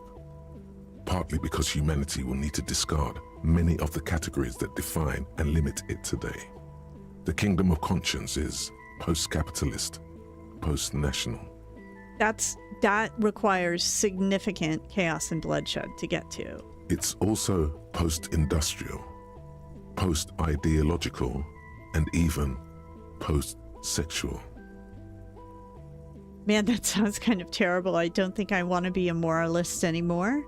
Sounds incredible, Alonce. Let's go there right now. That seems fine. I still want to live for the present, though. Yeah, I'm kind of a... I don't know. I mean, I would love to see... Yeah, I was gonna say, I would love to see Harry be an idealist. But I don't know that that's realistic.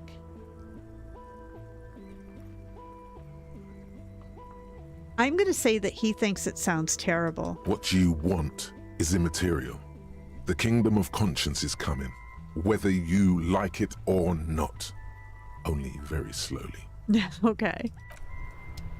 All right then. I don't know. Like, that was interesting. I really want Kim to come back. I miss him. Can I go to bed and just create a new day and then he comes here? Is that an option or is it too early? The bed is still cold from the... Yeah. What time do you think I can go to bed?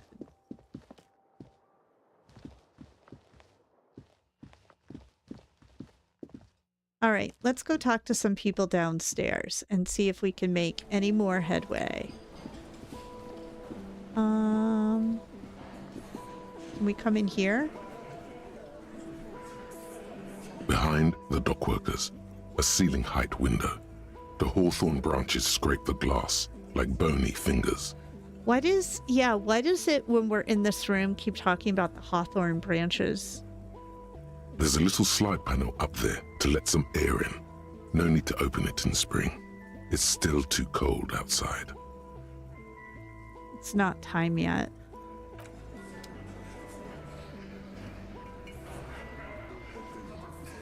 Can I talk to him more? Looks like the circus left town, but the clowns are still here. Titus does not look particularly happy to see you. Okay, that's not gonna work. I'm gonna take off now.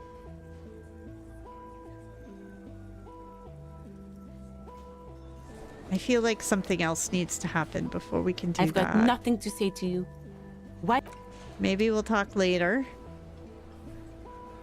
Can we talk to her? Oh, hello, dear. There you are again. Tell me more about this rare insect your husband is looking for. Oh, you know what? Now we have a link to the insect thing that we talked about with the dice lady. Oh, sweetie, it's fascinating. But I shouldn't bore you with entomological minutiae. No, I want to hear about the insect. Well, it's a phasmid, technically, but... Ah yes, Phasmatodia. A diverse group of insects whose bodies resemble twigs, leaves, that sort of thing. Ghost insects, colloquially. Oh yeah. Here comes the interesting. Where other phasmids imitate sticks or leaves, this one's a living reed. It disguises itself among the reeds here on the Insulindian coast. Like those bugs that look like twigs almost. Hence it's named the Insulindian phasmid. Perhaps you'll end up co-discovering it with us, officer.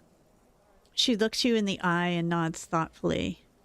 What makes you think this phasmid is around here? Well, some teenagers making out in the reeds saw one. They didn't know what it was, of course, but there was a brief article in a local newspaper about their encounter with a ghost insect that looks like the reeds. Gary sent us the clipping.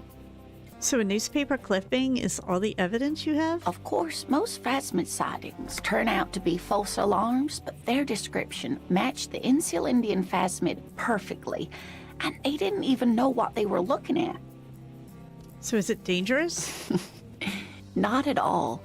Why else would it hide itself so carefully? Is it valuable? Oh, I doubt it. No one gets into cryptozoology for the money, sweetie. Does it have cool powers? Yes, it can blend in almost perfectly among the reeds. It's how it stayed hidden all these years, centuries even. Okay, so what's so special about this stick bug then? Oh dear, I'm afraid I'm not explaining this very well. It is very special. The woman's face flushes with embarrassment. Morel can explain it all much better. I wish you could hear him describe it. Then you'd understand, I'm sure. Tell me more about Morel. Looks, character, your relationship. That's a weird way to ask these questions. Oh dear, I'm not sure where to begin. How long have you been married? We'll be celebrating our 16th anniversary this autumn. Not the most numerically satisfying anniversary, but I like the less obvious milestones even more somehow. I love her. How did the two of you meet? By a dating agency, I'm ashamed to say. I was looking to get back into the scene after recovering from my accident. And he'd just divorced. We hit it off and, well, here we are. She smiles wistfully. She's skipping over some important parts. Perhaps you'll find out more later. Yeah. What does your husband look like? Well, his expression is slightly grumpy, but his eyes are always bright and curious, like a small boy's. And his palms are quite coarse from all the field work, but he's quite gentle. You can't go around Revachol feeling grown men's hands. If you want to find her husband, you'll need more concrete information. It's always a challenge to describe the person you know best in the world. Let's try again. If I'm trying to meet him on the street, what would I look for? Oh, well, he's a bit shorter than you, but with a larger frame. And he has longish white hair, usually a bit uncombed. You might say wild, even. One other thing, he'll likely have all kinds of field gear on him, even if he's not out in the reeds, you know, just in case. Okay. I think I have all the information I need. I hope I've been useful. So is your husband some kind of scientist? Oh, yes. A zoologist. A cryptozoologist, to be more precise. What is cryptozoology? It's really just a subfield of zoology, one specializing in animal species that are so exceedingly rare that many assume them to be extinct or even fictitious. Okay. Searching for such species called cryptids is difficult and often thankless. And frankly, many scientists are too lazy to do it. Universities these days are rarely interested in supporting real research. So I live in New England, and there is a cryptozoology museum up in Portland, Maine that I've been to when we've been up there for a weekend. It's really fun to go through there. She's completely internalized her husband's struggles. They are her own. Maybe you could convince her to tell you about some cool cryptids. Yeah, let's do it. There's really no point in manipulating anyone. She'd be only too pleased to tell you about her work. Go on and ask. Hey, Lena, I'd like to hear about some of the cryptids you studied. Can you just tell me about a couple of them? Oh, I'd be delighted. Truth be told, I could really use the company too. Aw, what's the biggest cryptid? That would be the giant of Kokonur. She says, as if it's common knowledge. The giant lives in the most arid parts of the vast Kokonur Desert in South Samara, casting a strange light across the barren wastes. Wait, what do you mean strange light? Mirage or a psychogenous luminance. She does not elaborate the nature of this luminance further. And just how big is it? No one knows for sure. It is like an awful mountain appearing from below the horizon and expanding to cover almost a third of your field of vision. That's big. Is it dangerous? The towering luminosity of Kokonur is a bad omen in local folklore. Some say it's a fata morgana, others, fate unimaginable. A fata morgana. That's what makes it so peculiar. A species surviving at the very limits of scientific law. The giant of Kokonur must be the largest animal the planet can support. Interesting. A fata morgana. Oh, I love that.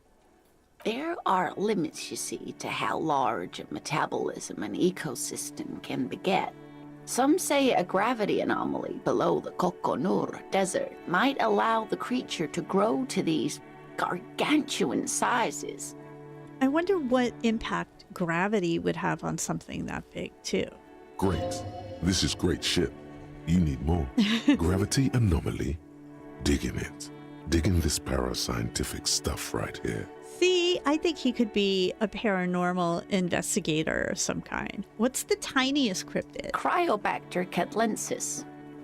Cryobacter catlensis? Yes, a unicellular bacterium that was discovered in one of the northernmost points of Kotla on the Boreal Plateau by renowned geologist Caitlin Mijanou some 70 years ago. What's so special about it? Bacterial colony Mijanou found had remained alive while frozen in ice for longer than anyone could reliably estimate. Certainly from before recorded history. Mijanou disappeared shortly after injecting herself with the bacteria she had brought back to study, no doubt in hopes of prolonging her own life. Wait, she injected herself with it? Yes, the bacteria had survived in the ice since times immemorial.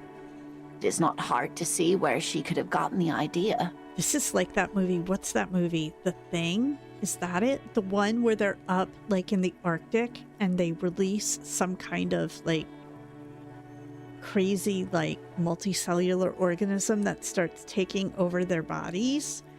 You mean there is an immortal geologist wandering the world? Yes, and she's quite mad too. After she treated herself with the bacteria, she stopped aging, but also became increasingly eccentric and irascible so that even her oldest friends were forced to pull away. We can assume that she has been living somewhere in the wilderness for decades now, all alone except for the Cryobacter catlensis coursing through her bloodstream. It can't be easy to live forever. What's the most dangerous cryptid? The gnome of Jeroma. The gnome. The most dangerous cryptid is a gnome? The gnome of Jeroma. That doesn't sound too bad. Oh, it is. None of his victims survived. Grieving relatives never even found their bodies because the gnome's venom dissolved organic tissue. What does this cryptid look like? It was reportedly a small creature with webbed fingers and a protruding forehead and a gangly little thing. Quite scary to look at. A couple of campers found it when it was already dying. They heard an odd wailing in the woods and followed the sound.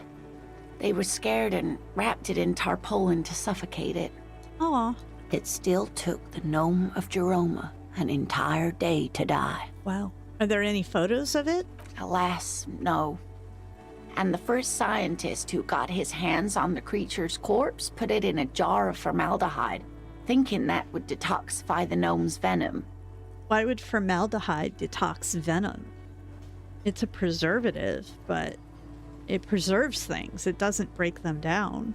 Instead, all the venom leaked out of the creature's teeth and into the surrounding liquid, dissolving the creature itself. A poetic end, perhaps, but a real loss for science. Alas, always, alas, and then it was gone. Isn't that overly convenient? Mm-hmm. It is, but it's still fun. I love Bigfoot. Seems very convenient. No, we're not.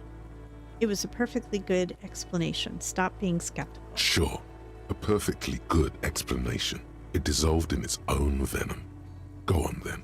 Ask about more gnomes or whatever. Look, we're just trying to be nice to her. Are there any invisible cryptids? What an interesting question. And the answer is yes, there are. What's that? The Call de Mama d'Aqua, or Thin Whisper of Sound, Kodamama And that's Dakwa. precisely what it seems to be. Self-replicating sound waves, invisible and intangible. It's very afraid of us, which makes it incredibly difficult to track. The Kodamama Dakwa. I love that.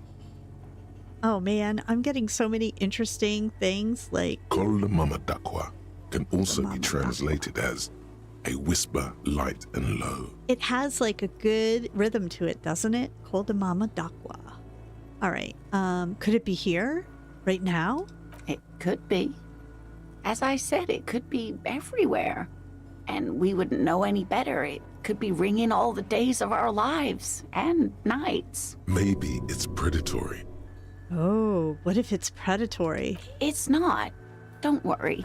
If it were predatory, we would have found it by the damage it inflicts. I wouldn't be so sure. What if the damage is also invisible? What evidence is there of this animal being a sound? Plenty. It's the evidence that led to its discovery. Okay. In the 20s, a group of Areopagite ornithologists, that is, scientists who study birds, Yep. were trying out a new recording technology for capturing sounds outside the range of human hearing. Okay. When playing back recordings they had made in the foothills of the Ea mountain range, they noticed certain anomalies, patterns that seemed random at first, but on closer examination were consistent with the waveforms of songbirds. Just nod eagerly. The scientists soon discovered they could track and even predict what appeared to be feeding, mating, and migration patterns based on sound waves in a strictly delimited range of ultrasonic frequencies, even higher than those of the highest pitched bat calls. She transforms, when speaking about these strange animals, into a confident woman. She gets so excited. They realized that they had discovered a new species and called it the Kodamama Dakwa, after the Paracanassian name for the voice of God, which is said to be very silent. Wow. They grew quite obsessed with these little birds. Even though they couldn't see them, they could distinguish among individual birds and even began to name some of them. Name them. Sequester, Time, Joscan. Those are but some of the Mama Dakwa they followed individually. Why was the Mama Dakwa so afraid of us? That is a sad story.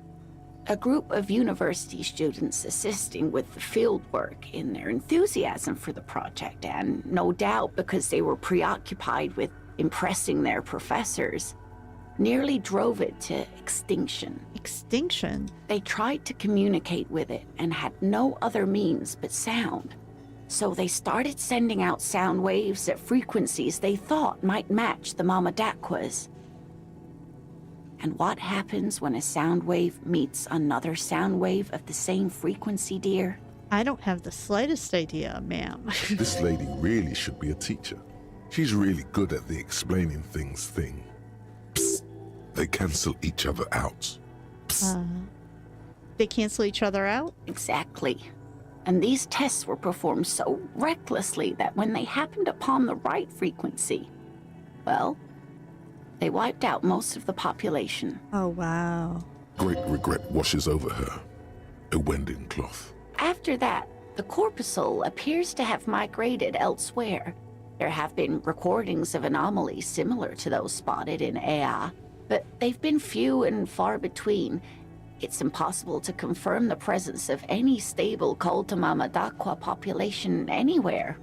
A whisper, light and low. Yes, that's another translation. They're both quite lovely, aren't they? They are, actually. Although the low part is a little ironic.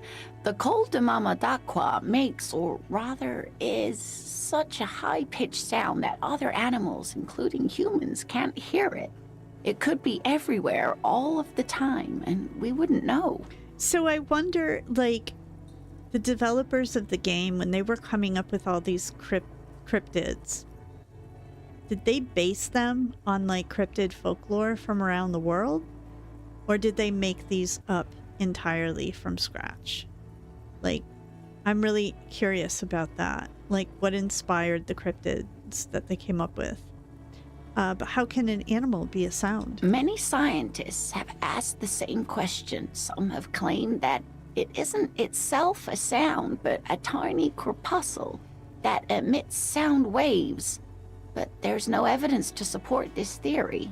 Interesting. What about what? This has been educational, but sadly, we need to discuss something else. Of course, dear. I'd really like to hear about more. Of course, cryptids. dear. Is there? Yeah, no. Of course, dear. Okay. What was that? You have no skill points. I don't know what is going on in my house, but I can hear our dogs bouncing around out there. Okay, I think that's it right now for the tasks. We can't get down to the fishing village. We can't call Alice back because we need to do that from Kim's car. Let's see. Track down your badge. We haven't done that yet. I want to call back Sylvie and ask her some more questions too, but we also can't do that without Kim, which is why I keep trying to just go to sleep so that he comes back. Is anybody here? The door is closed. Still nothing. You should punch a fucking hole in it. No. The murmur in your ears recedes slowly. Your breathing. We're not breaking into that lady's house. That's crazy. Can we go to bed yet? It's 8 o'clock. The bed is still cold from the broken. No. All right. What about over here? Oh, can we get into this room A yet? mirror hangs on the bathroom wall. In it, your face, adorned with the expression. Use your chain cutters to fix the faucet and stop steam from fogging up the mirror. Let's try it. The chain cutters slip out of your hands as you attempt to twist the faucet into place. Well, you know one thing for sure. You've probably never been a plumber. Well, such is life. It's funny, yesterday we did so well on all the like low probability stuff. And today, not so much, but that's okay. Can we fix this window? The window stands broken and the morning light hurts your eyes. It's hazy, but you see. Morning? It's way later in the day than that. Okay, let's go down here.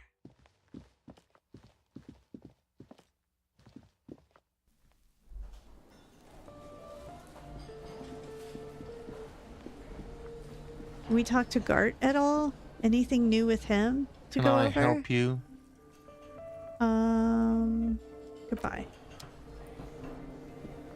All right. I suppose we could just go open. It's still pretty early in the day. I'm getting tired of just waiting Was that? around. Could it be the Mama Dakwa? No, it's probably just your imagination ringing in your ear. Is it? Is there a ringing? There seems to be an extremely high-pitched ring. Ultrasonic. Lena said it was very high-pitched, right? It's like something tickles your ear. Lena also said that it couldn't be heard by any other animal, including humans. What you're hearing must just be a regular bird. Honestly, your ear isn't hearing a whole lot. The distant hum of the industrial harbor, the traffic. But, admittedly, there is a high-pitched noise somewhere there too. But then, isn't there always? Listen closely. There it is again. You're about to rediscover a long-lost species. It must be very close. Maybe, just maybe, it will come toward you. Move your head towards the sound. Oh no. The sound. It's moving away. Somewhere over there. Go after it. No. Too late. It's gone. There is no ringing anymore. Just the sound of the streets Go then, leave like everything else. So it does. It's gone. All that's left for you is the disco. Okay. Okie dokie, Smokey. Let's go this way. And down this way. We're gonna go open that apartment for the union boss. I was gonna wait. Wait, we're going the wrong way, aren't we? No, we're not. I was gonna wait for Kim to come back, but I think I'm just gonna risk it. Even though he was like, don't get into trouble while I'm gone.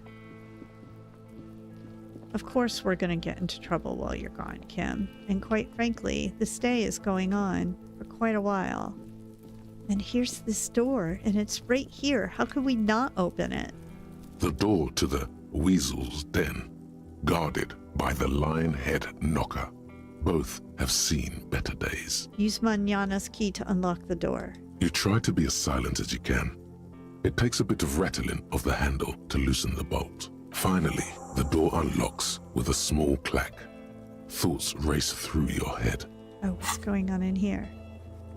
So here's what I don't get. Why do we have to unlock a door for him? If they have the key, why can't they unlock it themselves? The sound of the key turning still echoes in the yard.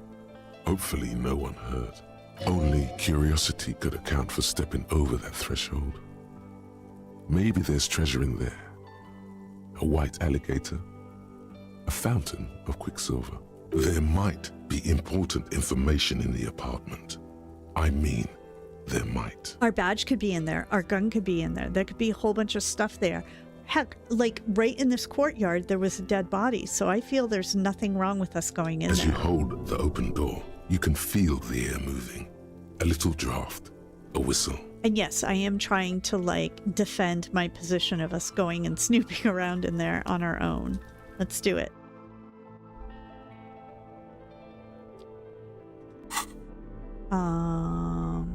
I want...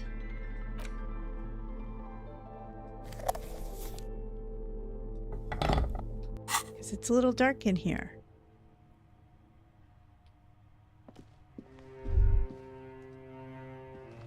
A row of mugs sits on the shelf. Each one depicts a human figure.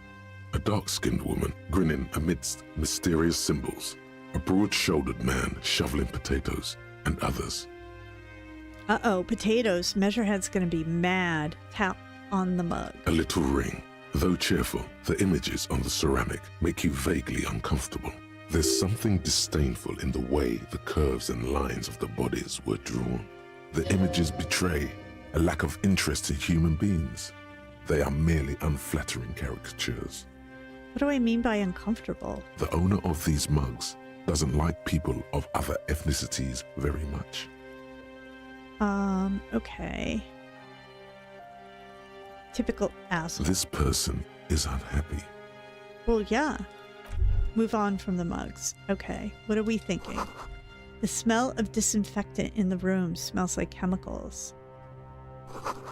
Whoever lives here admires fair-haired fantasy heroes with big muscles.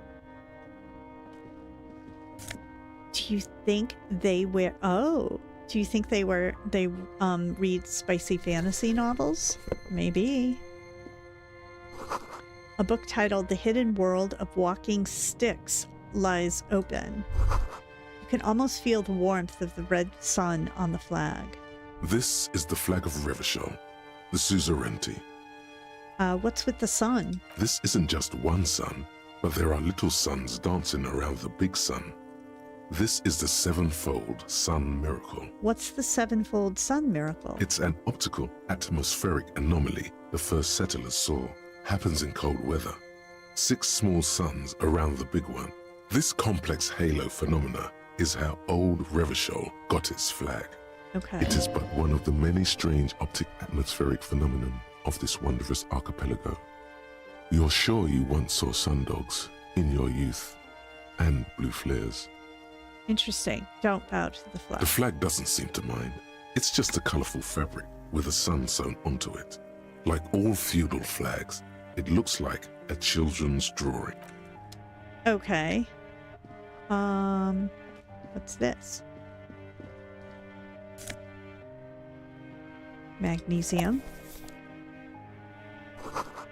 A small suitcase full of clothes. Guests are staying over. Take all. That's it? That wasn't very interesting. A row of mugs sits. Move on from the mugs. There's nowhere else to go. All right. Well, that was not so fun. Okay, so we are wearing this shirt, which is one drama. And now we have this shirt, which is one logic. Do we want to be dramatic or logical? Let's look at them both. Logic urges you to analyze the living daylights out of the case, enables you to piece evidence together, detect inconsistencies, and impress everyone with your astonishing conclusions. It's the bread and butter of many a detective. At high levels, it'll be able to solve even the most complicated puzzle. You will be very proud and thus susceptible to intellectual flattery. Okay, and where's drama? Drama urges you to treat the world as a stage and on it to perform. It enables you to lie, to concoct the most elaborate and wonderful stories, to take on ingenious personas, and perform acts of stagecraft. At high levels, it may render you an insufferable thespian, one prone to hysterics and bouts of paranoia. So we have 4 drama and 5 logic. So, do I want to be more logical or more dramatic? I kind of feel like, I don't know. So I'm not gonna put on that shirt yet.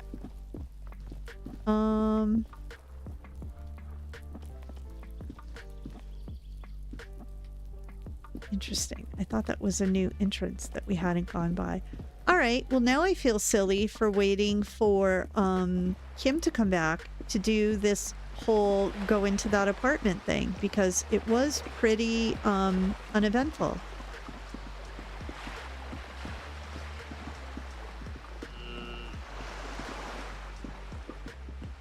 That lady's still reading, huh? We saw her yesterday. I think we should go tell the union boss that we finished his little task. That'll make him happy.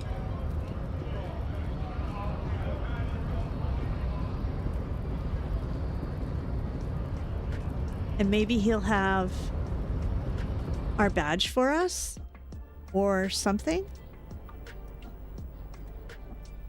That would be nice, wouldn't it, if we got one thing back? Because then if we got the badge back, we could go and talk to the lady on the boat, and she would give us more information, because she won't do that without our ID.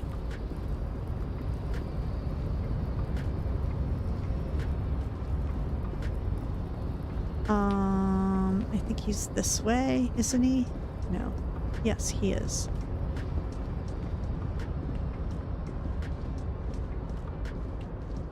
Come on, run, run, run. Go in there.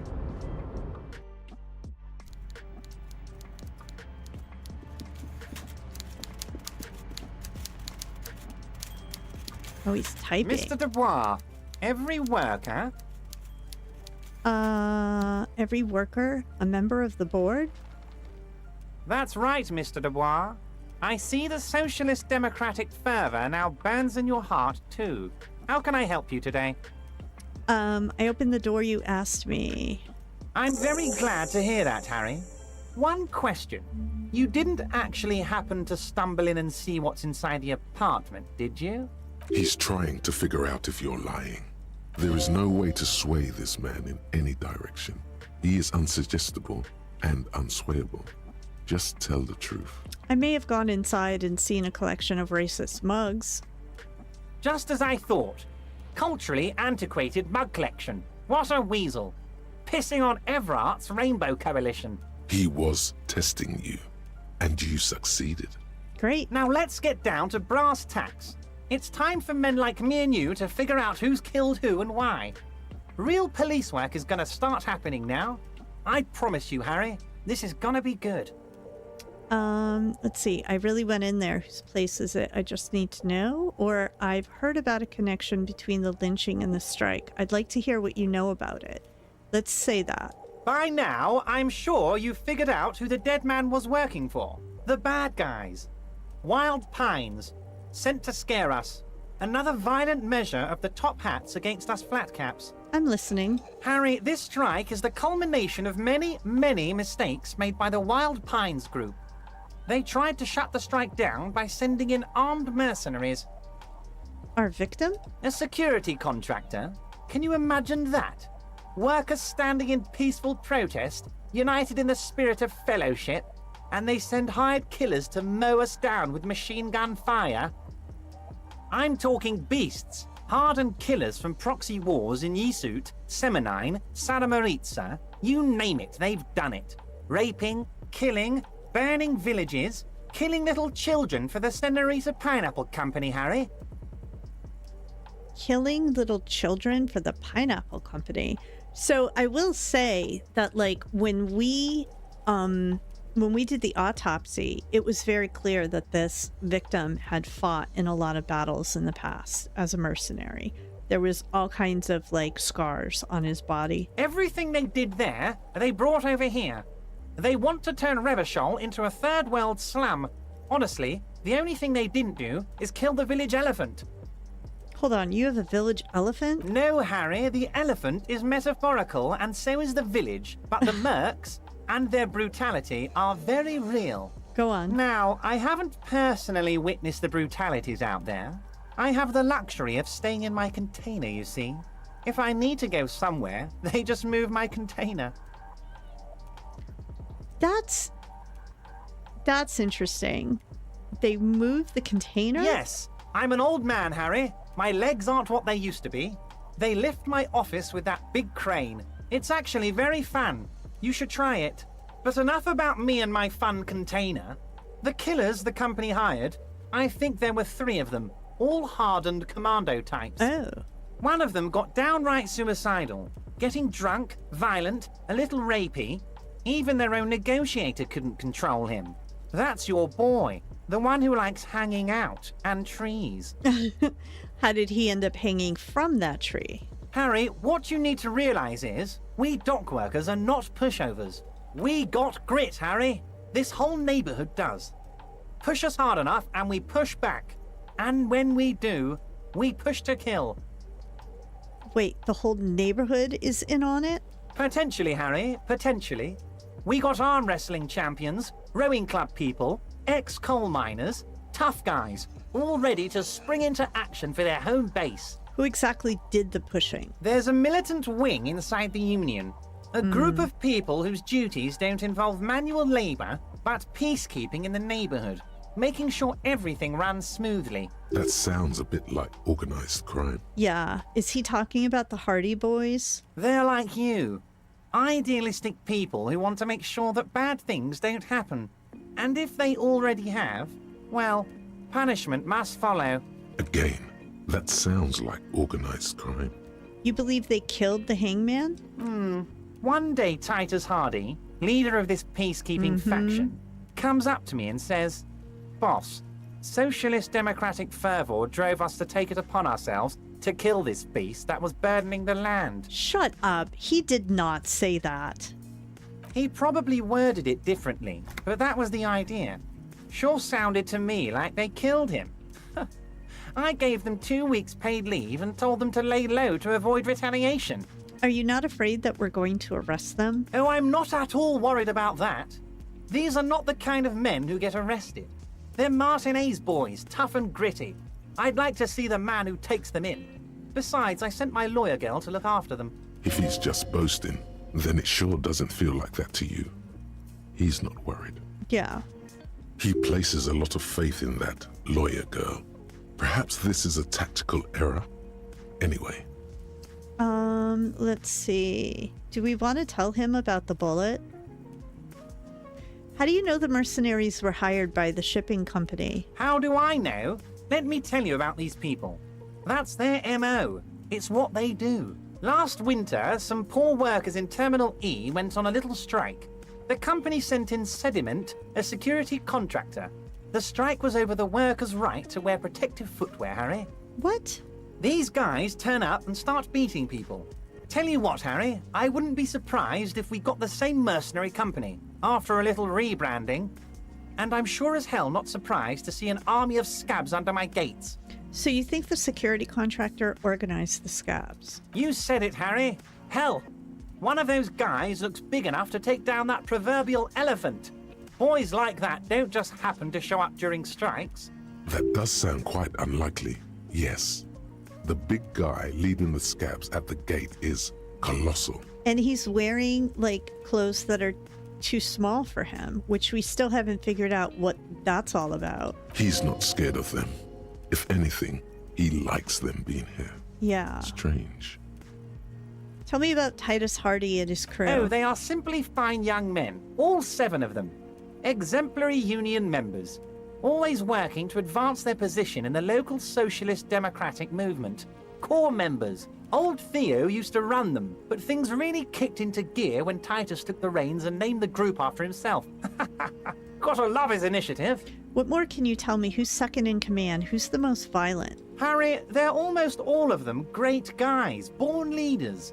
Whatever happened, I'm sure they only had the best interests of Revachol in mind. No, you can't have a group where everybody is a leader. You need some followers, or else there's going to be conflict. Work with them. Hell, interview them. But don't fight them. They really are just like you. Men who like beer, women, and some order on the streets. Everett, I met these Hardys. Can you ask them to cooperate with me? But of course! It's the least I can do for my good friend Harry. I'll do it right after we've concluded this talk. You can now go and tell Titus about this. See what he has to say. Oh, good. Also, Harry, here's 5 real. Wait, why are you giving it to me? I'm not giving you anything. I'm just holding out 5 real. Needless to say, this is another move. Don't take it. I don't need it. I only wanted you to help me with the Hardy Boys. Oh, I wasn't offering it to you, just holding it out there. But I'm willing to share information. Was there anything else? Let's see. I really went in there. Whose place is it? I just Why? need to know. What if it's connected to my case? Believe me, he's not a killer. He's a nobody. Just a basement variety armchair fascist who comes up with needlessly complex conspiracy theories. Interesting. What if one of those complex theories is right? Did one of his theories turn out to be true? What if it did? What if he took a whack in the dark? Started telling people the strike is funded by a protection racket that drove local shops out of business? What if he planned to write a hack piece to the local newspaper regarding these crazy theories he had developed? Just to stir up trouble. Wouldn't that be annoying? Let's see. That'd be awful if I intervened in something like that. It's not a big deal. That'd be cool. I live for shutting these journalists down.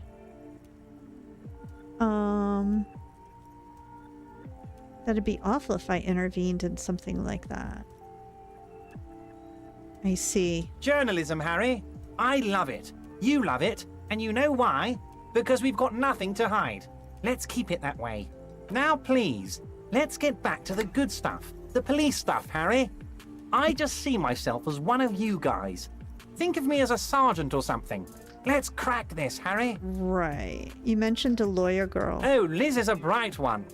I paid for that law degree myself, thinking it'll probably turn her all fancy. But hell, Harry, she came back a firebrand socialist. Sometimes she scares me with her zeal. There was a bullet in the hangman's head. So they shot him. He sounds pleasantly surprised. Yes, someone shot him in the head before they hanged him. How odd. I don't know what to say, Harry. They told me they hanged him. A hanged man is what I saw when I took a look into that yard. It's impossible to say if he's telling the truth, sire. I thought he couldn't get around anymore and they just transport his container. How could they transport his container over there? What I do know is the case is in safe hands. If anyone can get to the bottom of this shot and hanged man, it's my favorite policeman, Harry. Good talk. Let's conclude for now. Was it a good talk? I'm not sure we made much headway here. I was hoping we'd bust the case wide open. Heck, I even wanted to tell you what I really want to achieve with the strike. I don't know what happened, Harry. I wanted you to feel like Mr. Martinez. And of course, I also wanted you to find your gun. But it's like I can't completely trust you. Yet. Yet? Yes, Harry. It's like I can't fully trust you if you're not a man of the left. I want to, but I just can't. A man of the left. So you have to be a social democrat. Yeah. He's been hurt too much in the past by men who aren't social democrats. Let's see. I'm not a man of the left. I'm a patriot of revocable. You're right not to trust me. I take care of me. I'm a hustler. I grind. I'm a money engineer. So that's supposed to mean I'm more left than you are? This is another corrupt scheme, isn't it? I'm neither left nor right. I do what my heart tells me to do. I don't know how to play this part. Who is Harry politically?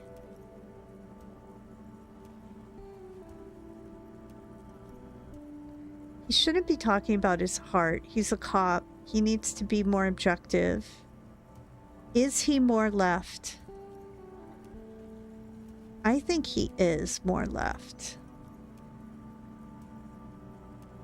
I don't think Harry's, like, on the corporate side at all. I'm gonna say that. You're saying it, but I don't believe you. You know how it is, company snitches, agent provocateurs everywhere. I'm barricaded in this fortress of mine, and I need to get a message out. Will you help me? What would this entail? Once again, I require nothing unethical or illegal of you. You just need to get 2 little signatures on this piece of paper, and then mail it to my accountant in La Delta. What are the signatures for? I'm glad you asked, Harry. The Union is going to build a modern youth centre in Martinez. It will be righteous. We're gonna get those teenagers off drugs and on roller skates. There's a nameless little street on the coast with some old houses around it. Most people have already signed. I just need 2 more signatures to get this mission off the ground, Harry. What will happen to the current occupants? They are just gonna have to deal with the construction noise for 6 months, and then they'll be living like kings. Right next to a fancy new youth centre designed by the best architects from Stella Marie. Where is this place exactly? On the coast, Harry, across the canal. There's a cul-de-sac there, a little village they're calling it. A gloomy place. You'll find it. I trust your detective skills, Harry. Water drips from the eaves. A woman looks at her freshly tarred skiff. There's a pair of cavalry boots under the fish in the box, and the wind howls like a vicious spirit. Oh, so we're getting a vision of this place.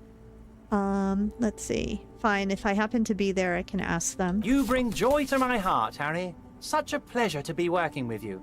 Here, you need to get signatures from Isabel Sadie and Lillian Carter.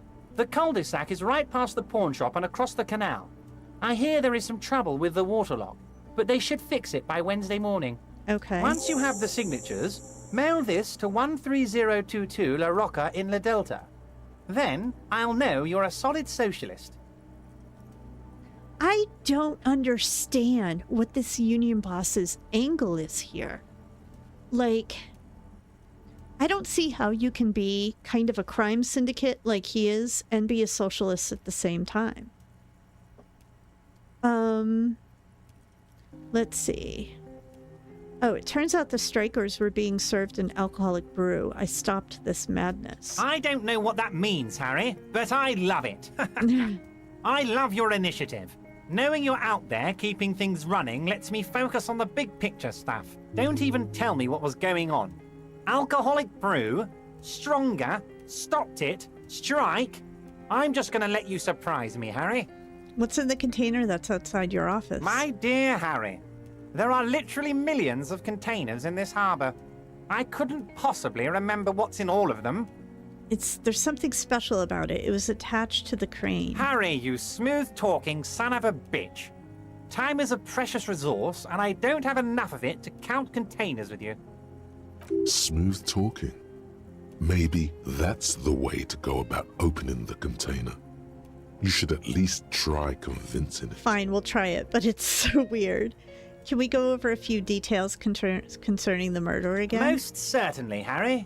Nothing brightens my day like brainstorming these things with you. All right, By all we means, already Harry, did them all. What's on your mind? I'm gonna leave now, but we might talk again later. See you soon, debardeur. Just kidding, but not too much. It's a debardeur.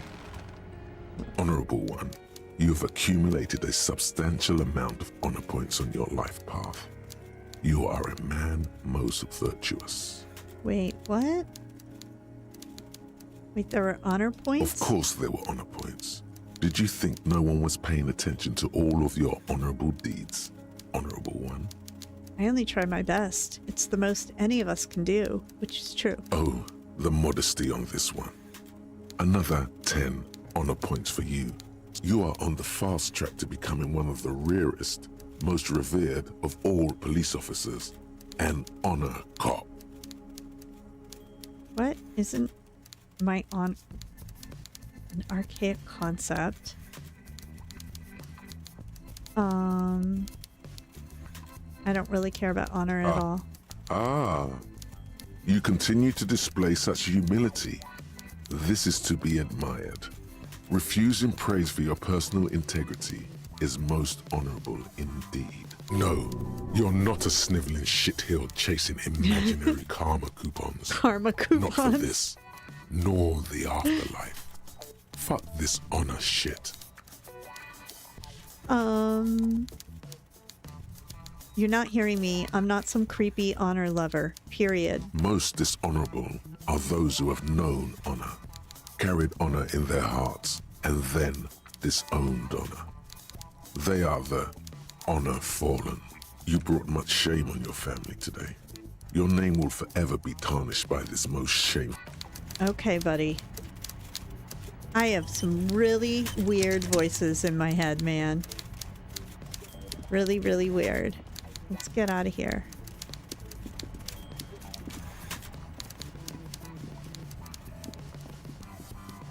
All right, do you guys really think that if we sweet talk that container, it's going to open up for us? Because that seems a little weird to me, but it keeps trying to get me to do it, so I think we're going to give it a shot.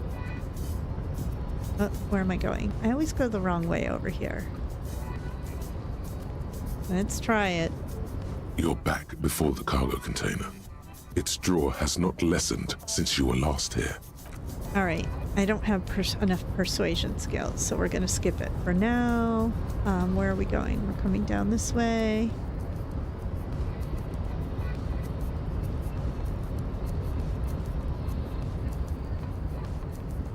I feel like I don't want to go talk to Titus right away. Well, what I feel like is if I have more authority, I kind of want to flex it when Kim is around to be impressed by it. But what I'm afraid of is the idea that if we wait until the morning, which is when I assume Kim is going to be back, that they're not going to be hanging out at the restaurant anymore.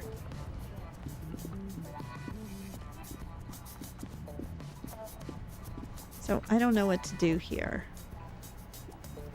Maybe we'll try it. But first, let's go here. What do we have? 2 signatures. What's happening here?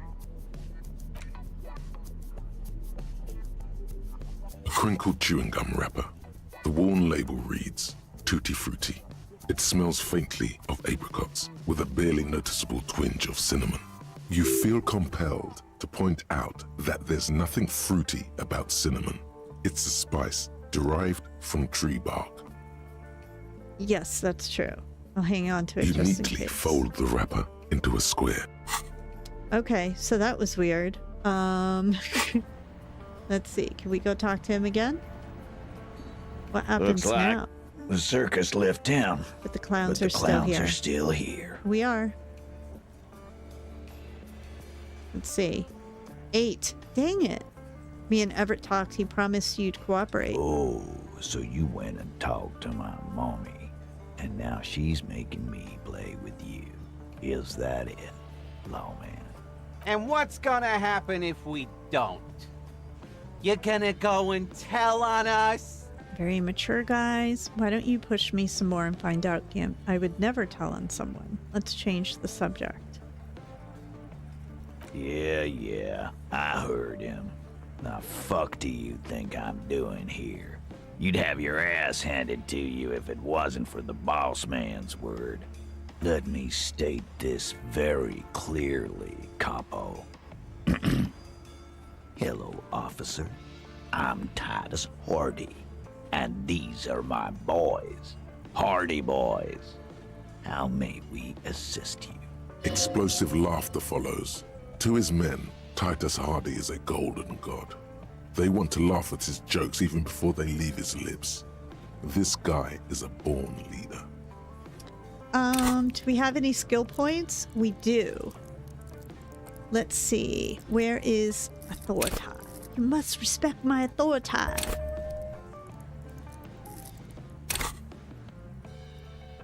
42. Establish authority. Dang it. Yes. Authority.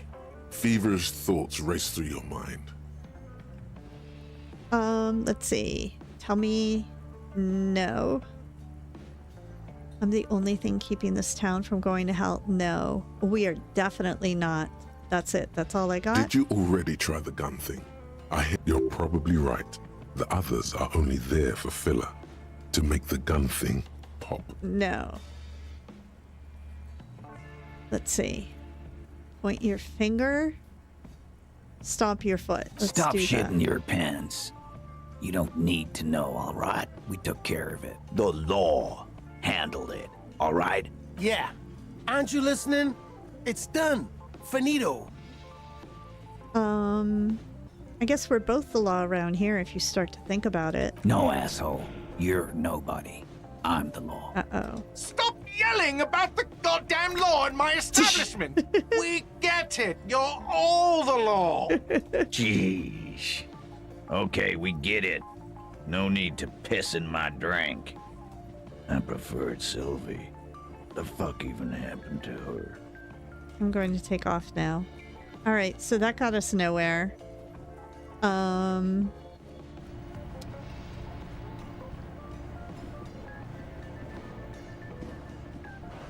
I don't know what else to do at this point. Like, this is turning out to be a very long day. Let's go in here. Can I go to bed yet? The bed is still cold from the broken window, and not too inviting. But it's your... All right. I wish I could pick up this room and, like, kind of like, I don't know. I feel like I'd have better morale if I wasn't in this kind of crazy dump. Oh, you know who we could go talk to maybe is the lady on the boat, because we did get more information out of him, out of the union boss, and we've been kind of sharing with her as well. I think that's what I want to do next.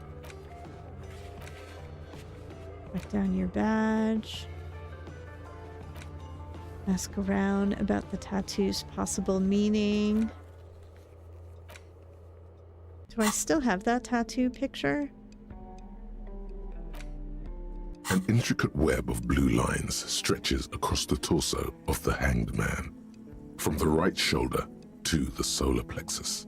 Each time the lines intersect, a small white star is formed in their crossing. Hundreds of fading asterisks riddle his skin. Their concentration is highest around his heart. It still kind of looks like a map of the stars in the night sky, but something's not right. What's the meaning of this tattoo? For you to discover. You've gotten as far as you will without assistance. Someone close to the victim might know. Someone who knows about history could tell you. Who knows about history? Put the photo away. Who do we know that knows about history?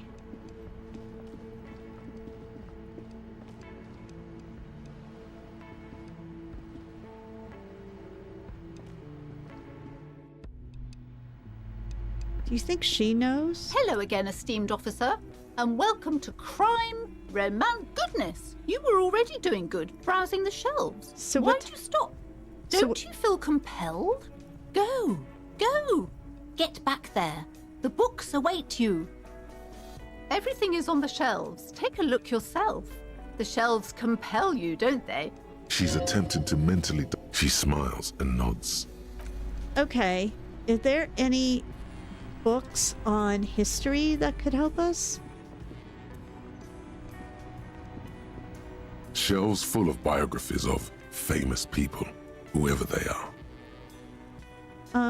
We can't quite afford this one. A true cultural touchstone. Shit. Enjoy the read. I didn't mean to buy it. Damn it. Now I don't have enough money for my room. Oh, for gosh sakes. Alright, hang on. I wanted to get that book, but just not right now. Do I have anything that I can sell?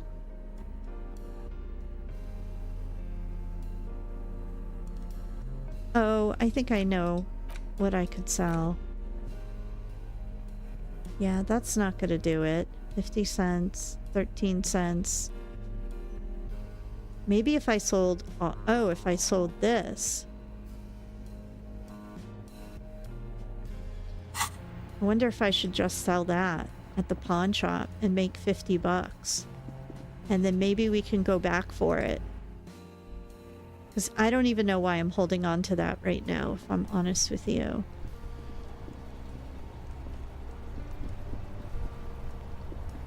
It's getting late.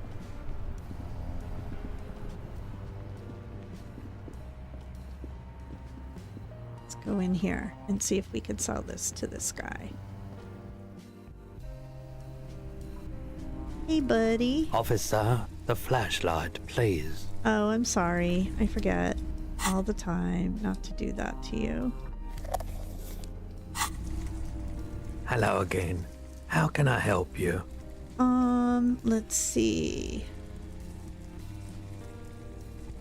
The boombox I bought. It should play this tape, right? Of course. It's in working order still, isn't it? Just pick your tape and set it spinning. It all starts with the tape. All right. Sure. Let me have a look.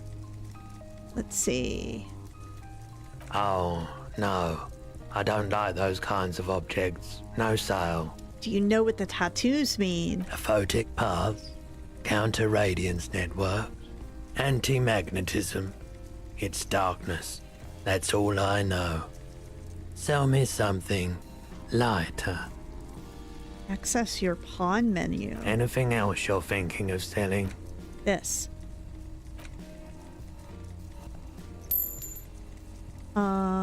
What's this?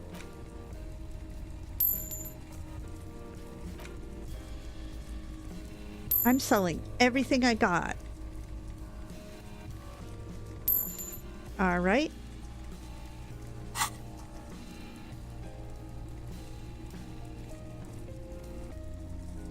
Another time, perhaps. Sure thing. Let's see. Have people from Everclear's union come here to track that gun? Maybe. Shady-looking guys came in here yesterday, looking like they'd just taken off their Wild Pines overalls. They asked if I have a police weapon to sell. I told them I already sold it. They went their way.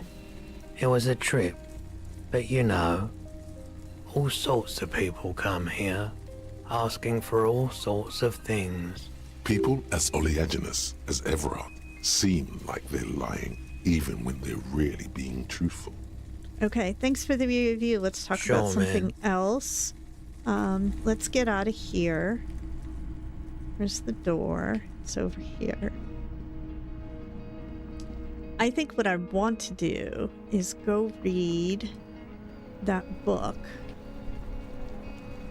that we just bought. And let's do that. Back. Let's go sit on the balcony and do that. That'll be nice. I'm hoping that this book will give us some information about those tattoos as well, because I think it's a book of history. Okay, so what's this? Done. Interact. Where's this book?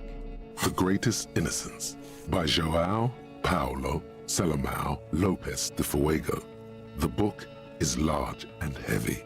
Crack open this immense tomb. Browsing through the various chapters, you try your best to understand the ceaseless overflow, the sprawl of names, dates, places, events historical. Most of it ends up as a twisted mass of facts inside your brain. Your educational survey is done. Did you catch any of that? No. Oh well, it's pop quiz time. Let's see what you've learned. This might take a few minutes. You ready? Sure, why not? That's the spirit. Here we go. Question 1. Who was the first innocence? What does that mean? Oh yeah, this is what I was made for. That's so? All right, go on. Give me all the hints you got. A pop quiz is a short examination designed to test your knowledge I know without what a any pop prior quiz warning is. or announcement. Such exams, thanks for nothing. Dolores Day. Dolores. Dolores. Incorrect. Dolores Day was the innocence of humanism, internationalism, and the welfare state. She codified parliamentary democracy and created modern institutions. Among these, the moral intern, she was powerful and beautiful on all her icons. She comes up a lot in this game. Her colors are silver, white, and apricot. And when you think her name, Dolores, stomach acid rises to the back of your throat, and it hurts. You see a flash silver, a wreath, an airport bag, and blonde hair. You don't know why. Another choice, perhaps? Is he thinking of his wife? Steer clear of this one. There's something terrible about this one. What? A strange sensation of loss. When she left the earth, the dust, and the ice, and the humans. That is unimportant to the quiz. Stop thinking about this. Yes, the quiz is impersonal. No need to rouse sensations in yourself at the mention of Dolores Day. Who was the first innocence? It wasn't Dolores Day. What just happened? This has to have something to do with his wife. I don't know what this is, but Sola? Incorrect. Sola was anointed during the previous century and even lived to see the current one. She was an urban planner who spoke her mind and largely left history to its own devices, encouraging people to excel on their own rather than prescribing to a deified model of history. She is often called an anti-innocence. Sola resigned after an assassination attempt by a Yugo nationalist who blamed her for not taking the side of the left during the turn-of-the-century revolutions. Innocences don't usually resign. Care to try again? Let's try whatever this Perkin, Carson, Neeson, Correct. Nothing much is known about him. It's not even clear that he was a he, but Franco Negro presumed as such and called him Pius.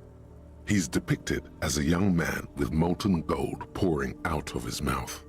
All he spoke was gold. It's said he invented God and equality of men before God. He also introduced the gold standard as a way for measuring people's love for Aurum. How do you speak gold? As the first innocence, he declared that there should be more of those like him.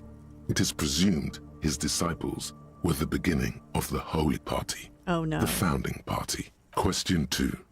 Who was the strongest innocence? Easy. Everybody knows the answer to this. You, me, anybody. Should we... I'm going to say her name again just to see what happens, because we had quite the reaction to this name. Incorrect again. While she originated many modern institutions, launched several successful expeditions, and was even critical of the innocentic system itself, and somehow keeps popping up in your mind, she is not often considered the strongest. Okay. Even though the words most associated with her rule are l'amour, la compassion, la autodiscipline, love, compassion, Yeah. self-control, which could be seen as facets of strength. Would you like to try again? Sure. Please, relax. Vesper Messina. Incorrect. Vesper Messina is not a person, but a defunct state on the southeastern coast of the Occident. It used to take up most of the peninsula before separating into the republics of Vesper and Messina. Care to try again? This is an interesting way to teach you, like, the world history and information, is to drop you into a quiz of which you have not had the opportunity to read information and just wrong answer your way through all of it. Correct. Named the innocence of militarism, he codified hereditary rule, but at the same time ended serfdom and established the inter-isolari real as the global reserve currency. He also established the concept of the nation. What I have a hard time understanding with this game a little bit is, like, what is the reason for all this dense information within the history of this world? Are these things that are going to come up in a future part of the game? Or is this just information dump for the sake of information dump? I really like to dig into the information, so I'm very obviously taking my time and looking through everything I come across if I notice it, right? But I wonder, like, how useful is all this information we're taking in right now? Franco Negro attempted to solve the rising tensions between the aristocracy and bourgeoisie by building a unified society in which every man has a place and a mission, but at the same time may rise to nobility provided on the strength of his virtue. Okay. Question 3. Who was the false innocence? Got it under control. No problem. Solid on this one. It's widespread historical information. Stepan the Despicable. Incorrect. Stepan the Despicable, regent of Kedra, was a ruler who conquered the known world during the Kedriatic conquest, instead of the despotic Erno Pasternak. Would you try again? Erno Pasternak. Correct. There have been a number of counter or false innocences, some assumed to have innocentic qualities, some who just thought so themselves. Occasionally, they have the support of a faction inside the ecclesiastic organization, and accusations of foul play have arisen. The most famous and important of these was Erno Pasternak. He was into torture, despotism, hymns, cannons, and world conquest, but got defeated and humiliated by Stepan the Despicable of Kedra. Okay. Final stretch. You've come so far and learned so much. This is the most important one. Question 4. Who was the greatest innocence? The most important of them all. The most precious to humankind. I've got it. Honest. Dolores. It's gotta be our girl Dolores. Correct. The Mesk might see Franco Negro as the father of nations, but as of this century, there's been a great shift in attitude. Dolores Day has become widely regarded as the greatest innocence. A most radical change to the whole fabric of the world. Why is she the greatest? Everything from inter-isolary travel to the connected world to 3 consecutive scientific revolutions can be traced back to her. Every decade that passes, she seems less human somehow and more beautiful. So she's a myth. Congratulations on finishing the test. The results and your subsequent grade have been calculated. Uh-oh. You get a D. Not particularly remarkable, but technically a passing grade. Not that anyone really expected better. You would have done better if you just left Dolores Day for the end. Dial the Dolores Day down a bit. Close the book. All right, then. White envelope. You take the legal documents out of the envelope, a 12 to 40 month construction period, and the zoning plan in the addendum. Ooh, let's try to find a loophole in the deal. There is no loophole. The simple truth is, the current residents are going to lose their street access, and for the next 12 to 40 months, their lives will be dominated by constant construction noise right next door. Great, what are the ramifications of this? No, this is terrible. Poor people, can I do something? Well, you could trick Everard. Get some random people to sign the document. By the time the union boss finds out, your business here will be already concluded. Oh. Look at the zoning plan. The youth center cuts into the ocean like the bow of some great modern ship. Apparently, it's going to cover most, if not all, of the street and the square between the existing houses. It's 3 stories tall. Why is he building this? I just have a hard time believing that he's creating a youth center for... It's going to be awfully close to the already existing buildings, almost wall to wall, practically integrating them into the youth center. Yeah, and like, I don't see this guy being a philanthropist. This is either an ominous or cool architectural choice. Hard to say. My money is on cool. Looks like a cubic pyrite. I don't know, like... You take the legal documents out. All right, there's nothing else we can do there. The worn map features the patchwork grid of the streets of Martinez. Okay. With directions to appropriately touristy locations. Year 48 resides on the upper right corner. Trace a path Your through the finger grid. moves through the various streets. Across Rue de Saint-Ghislain and Rue Saint-Sipar, over Saint-Brun and Martinez North, finally coming to a halt on the spot where you are currently standing, although the map gives no such indication itself. Why did the hotel just get so bright? For a more detailed view of the map, go to your journal and select the map tab. Okay, put that away. There's nothing left for us to interact with. Get 2 signatures for Everard. Okay, it got really bright. That's weird, right? What's up with that? Oh, who are these people down here? Can we talk to them?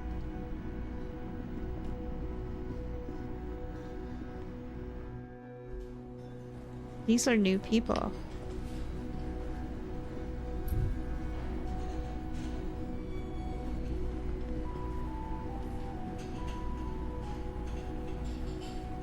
No. Come on, like, my computer's like, why can't I talk to any of these other people? I would think that we need to, like, interview everybody that we come across in town.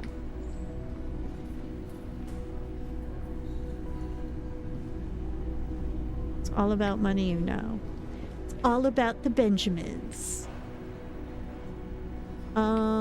Okay. Can I help you? No. Goodbye. Leave. I forget what time we can go to bed. I was thinking about it. I keep trying to go to bed so we can advance to the next day, but I think you can't go to bed until a specific time. The man ponders his cooking utensils and gives you a little nod. He looks up at you, then looks away quickly, shrugging and muttering something to himself. Shrugging is an international sign for, no, I don't know what's behind that door. All right. Let's try one more time to go to bed. I feel like I've been doing this off and on through this live stream. I'm really anxious to get to tomorrow because I feel like the water lock is going to open for us. The bed is still cold from the broken. Dang it. It's got to be 2100 hours. What else can we take care of? Oh, I know what I was going to do, and I got totally distracted by that book. We were going to go talk to Joyce and see if there's any additional information she'll tell us if we tell her that we had another conversation with the union boss.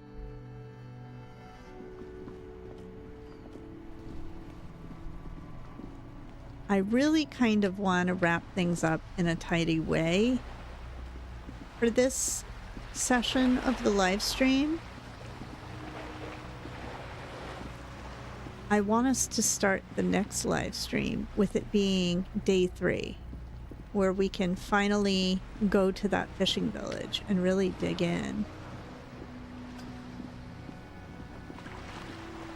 Hey lady, we're back. You're back? Good. What can I help you with? So I've been dealing with Everett again. Oh. He asked me to open a door. A referral, you mean? I take it this was for someone in the RCM. Don't answer that. No, I mean like a real door to someone's house. Oh my. A real door? I helped scare someone. My. What I'm hearing is you inspected a premises because you suspected that it was involved in the narcotics trade. Oh, she's helping us. And in the process, you turned up some information relevant to your investigation. Only from Everett, surprisingly. Why is she helping us to spin it in this way? That's weird, right? Like, I don't get what is going on between her and the union boss. Her bartering mind cannot fathom that you didn't ask anything in return. Yeah. Union's militant wing organized the lynching. Everett says the Wild Pines sent mercenaries after the Union, and now one's dead. The man whose door I opened planned to write an article. He asked the Union militant wing to fully cooperate. He didn't seem at all worried about the whole conflict that's developing. Yeah, let's tell her that. I wouldn't have taken Everett for a saber rattler. Was he surrounded by Union men he wanted to impress? No, it was more like he wanted things to get worse. In secret, of course. Yeah. Let's see. We were alone, and he seems very sure of his ability to keep things in control. He wasn't trying to impress anyone. I think he wants things to escalate. We're going to tell her that. Or he wants you and me to believe he wants to go to war. Maybe he was manipulating me. I'll think it over, Detective. Thank you for relaying this information to me. This gave her pause. She's pensive, suddenly. Hard to say about what. Yeah. Have I underestimated the Union's ferocity? She has to ask herself by now. Let's see. Everett says the Wild Pines sent mercenaries after the Union, and now one's dead. The company did not send mercenaries after the Union.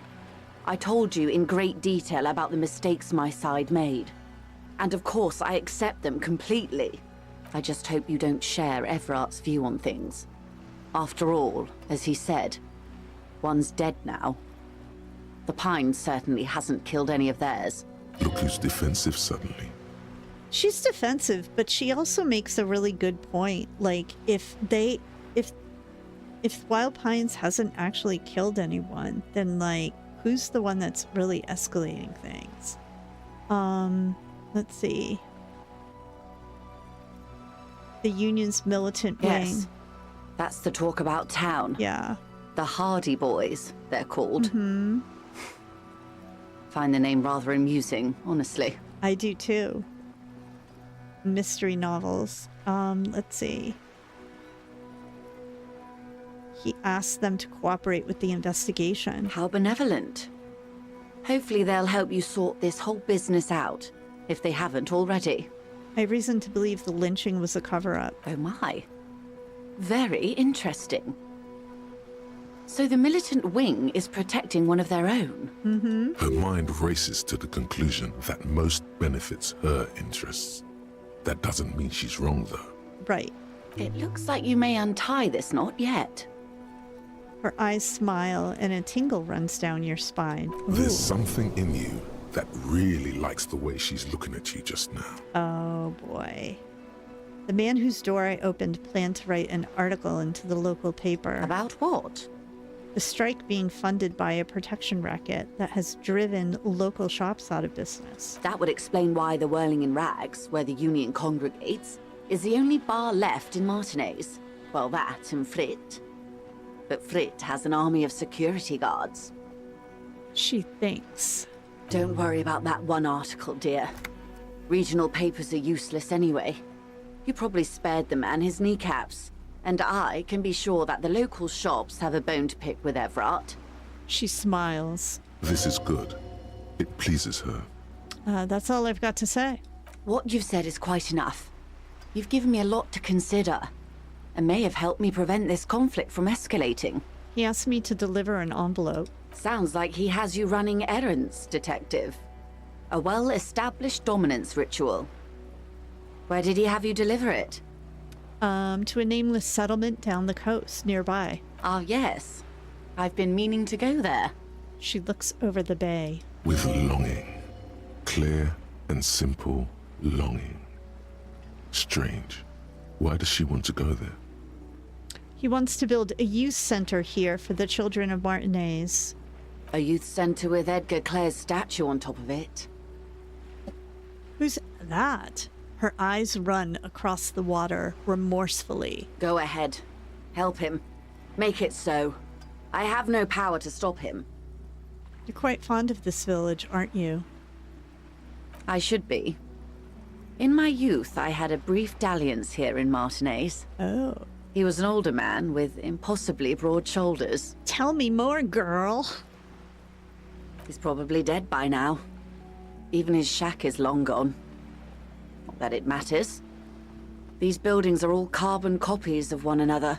You been to Martinez before? Yes. I was slumming it with some girlfriends of mine.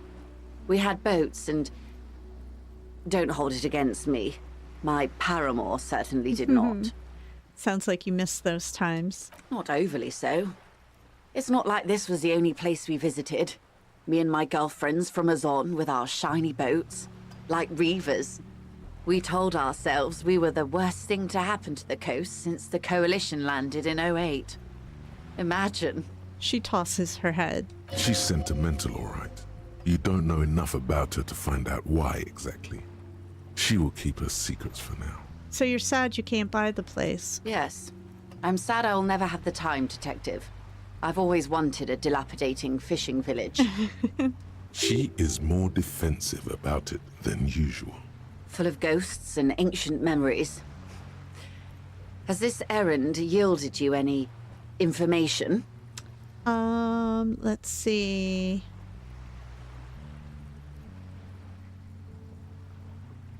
He's helping me find my gun. That's so helpful of him. So very, very helpful. Yes. As you said. Your gun. Yes. Do you want to talk about something else now? Yeah. He seems to be in some sort of loop. What? Well, that's not good. Looks fine over here. You sure it's not some sort of glandular problem? What is happening? I don't know, but why am I repeating the same thing to you? I don't want to do that. No, it's not that. It's... I have no idea. Oh no. This is bad. Executive function is completely shot. I keep pushing buttons and nothing is happening.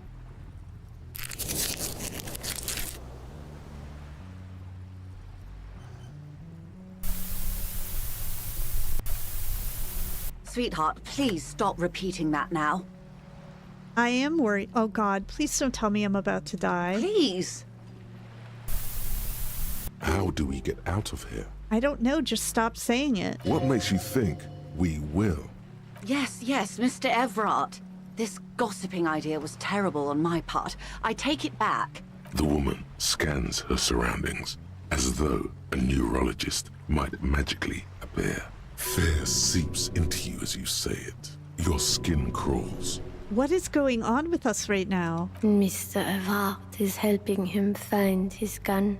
Yeah, we need to pull the plug. There's nothing else to do. Are you not afraid it'll kill him?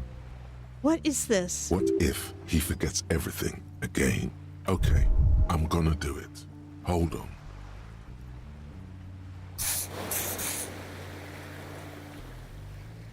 Detective! Is everything all right in there? Judging from your tone of voice, probably not. Not at all, I'm afraid. You seem to be caught in some sort of loop. Loop? Never mind the details. We've Wasted enough time as it is. What matters is that you seem to have got out of it. Now, please ask me something else before it happens again. Something that, preferably, doesn't include the words Mr. or Everard. I'd rather talk about something else for now, if you don't mind. Of course, Detective. You can always drop by later, should something come up. Thank you. That's all for now. What the heck was that? That freaked me out.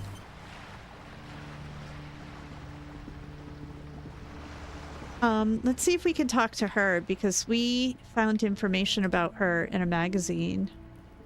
Hello again, officers. Have you come to admire my mural?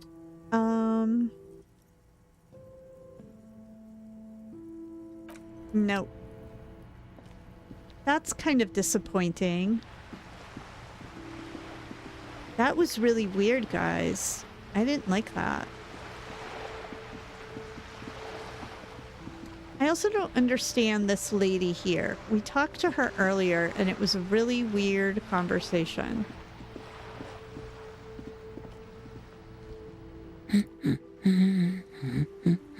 Yeah, nothing new there. What about this little girl? Anything new with her? The lights are so pretty when it gets dark. Who is that? Oh, that's Auntie Billy. She's nice if a bit distressed. She's your aunt? No, sir. She's a working woman who comes to look at the books a lot. Why is she distressed? I think she is a bad husband. Not very nice or helpful. Okay. What is this crime business? Crime fiction is about murders or burglaries or things like that, and the work of a policeman or a private detective who's trying to solve a crime and catch the criminals.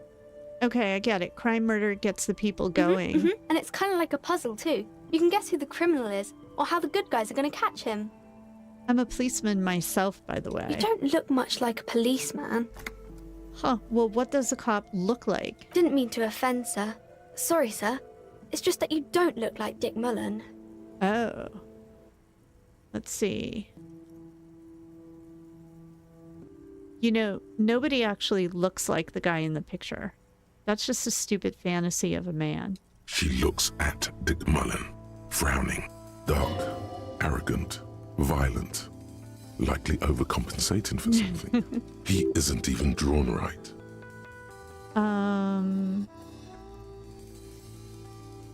He isn't even drawn right. This is not how human shoulders work. The perspective is all wrong. She examines the picture, trying to find whatever is wrong with it. She then shrugs and puts the book aside, unconvinced. That's just no way to cop. I can do it way better than Dick Mullen. Sure you can, sir. He's just a fictional character. He'll be no match for you. Maybe you can show me some real police work, sir. Like in the books. Let's see. Okay, I'm going to deduce something now. Let's see. You fail to deduce anything substantial. She waits intently. I'm a detective. I deduced that. You are very small. Come on, don't be silly. That's not a proper deduction. Who are these famous people? Oh, kings and queens and generals of old, or artists and writers, or musicians, those kinds of people. There's usually something extraordinary about them. She scratches her cold reddened cheeks, then continues. I think that's why people read them, to find the secrets of their fame. Seems like most people who read those books fail to get more famous from reading them. Reading those doesn't make the reader more famous, does it? But it does make the famous people more famous. Ah, fame sounds delicious. Maybe someone will write a book about me one day. Famous for vain people. These famous people sound like a bunch of dorks. I think he would think it's delicious. Why would they do that, sir?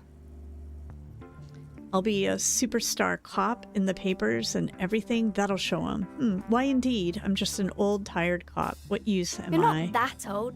Maybe you'll do something really important. Something that wows the world. You think so? Yes, there's hope. A lot of famous people got famous late, or even after they've died. She's right. Yeah. You're certainly the type who might find fame posthumously. Who knows? You might even get famous for the manner of your death. Oh, great. That sounds like a nice story to tell yourself at night. Some can't get noticed, others can't get properly forgotten. What if I get famous only through dying? I'm not going to say that to a little girl. Some can't get noticed, others can't get properly forgotten. That's life for you. I think you just have to live a happy life. No need to worry about fame or think bad thoughts. Yep. What is romance? It's the type of book where there's a rich lady and she has to choose between the good man and the bad man.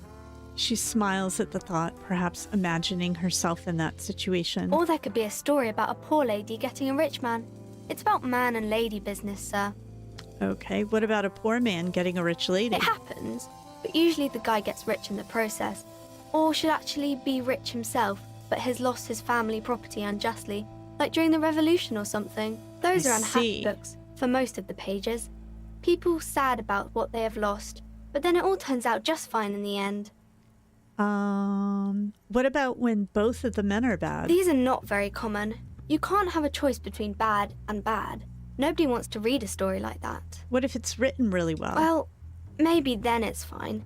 Maybe if the lady then decides not to pick either, because she doesn't need a bad man. Yes, that would be interesting. What about when everyone is poor? That's really not a proper romance story. That's more like everyday life. Sometimes you have to write about real life things. Not in romance books, sir. These are about nice and pretty people, and everyone is happy in the end. What about a book where the man and the lady business doesn't work out at all? I haven't read many of those. Maybe you should ask Mum. Yeah, you think she has one about an excruciatingly painful breakup? I don't think it's a romance story if the main characters break up, though. No, think about it. One where they plunge into a torrid spiral of pain and recrimination, only it's really long and drawn out. Scarred for life. Phantom limb. No, I don't know. Doesn't ring a bell? All right, I'll ask your mom. Yes, she knows books. Definitely. What was that? An idea for an unfinished novel stuck somewhere in your forebrain? Apparently. You clearly have issues you need to address. You think? That's enough romance for me. I had other Maybe questions. some about other books. Shouldn't you be at school or something? I do my studies at home at the moment. I have to help Mum keep this place running. Okay. Isn't going to school more important than this? Mum says it's necessary to do both because it builds character. Mum says a proper worker is dutiful. That's how you get ahead in life. You Got succeed. I see. Okay, bye. See you around. Why does art inspire you so much? Let's see. It does, yes, but what is art? Excellent question. Art is a diverse range of visual, literary, auditory, and performative creativity. It's an expression of imagination and technical skill. Additionally, it's history, criticism, and pure enjoyment. In short, art is the highest form of human communication, representation, narrative, emotion, and agency intertwined. Would I fit into the art world? Have you looked in the mirror lately? You have the exact features of a savage art critic, with that beard and those clothes. Disheveled and prophetic. Perhaps you should try to critique architecture too. I guess I have been feeling critical lately. Yes, you seek substance. No vapid representations and reproductions of social mores as made manifest in stuffy biennials. We're talking real, living art here. Become the art cop. No. Half art critic, half cop. No, we're not doing that. I cannot risk another capo diversion at this point. Go away. Bravo. Continue, then, the mediocre and vulgar epigones of the world. So what if everything is incomprehensibly shit and you can see it? Take no responsibility. This was a good call. That guy probably thinks forensics is autism too. Oh my gosh. Okay. Let's get out of here. So we need to like accelerate our day in some way so we can go to sleep. You sit on the wind-worn wooden planks of the Stare into the sky for 15 time minutes. passes. The sun draws ever closer to the horizon. The sky is a panorama of intense colors. Twiddle your thumbs. The twiddling barely keeps your hand. All right, get up. Let's go. I think we can go to bed now.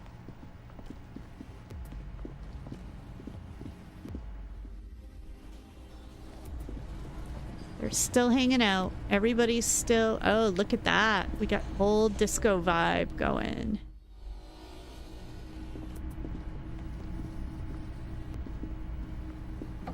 What kind of crazy dreams are we going to have tonight? The bed is still cold from the broken... What kind of crazy dreams? The bed is still cold from the wind blowing in from the broken window. The mattress creaks as you close your eyes and try your hardest to fall asleep. If that reptile brain shows Here we up... are again, my broken bud. The waves are coming, carrying you away.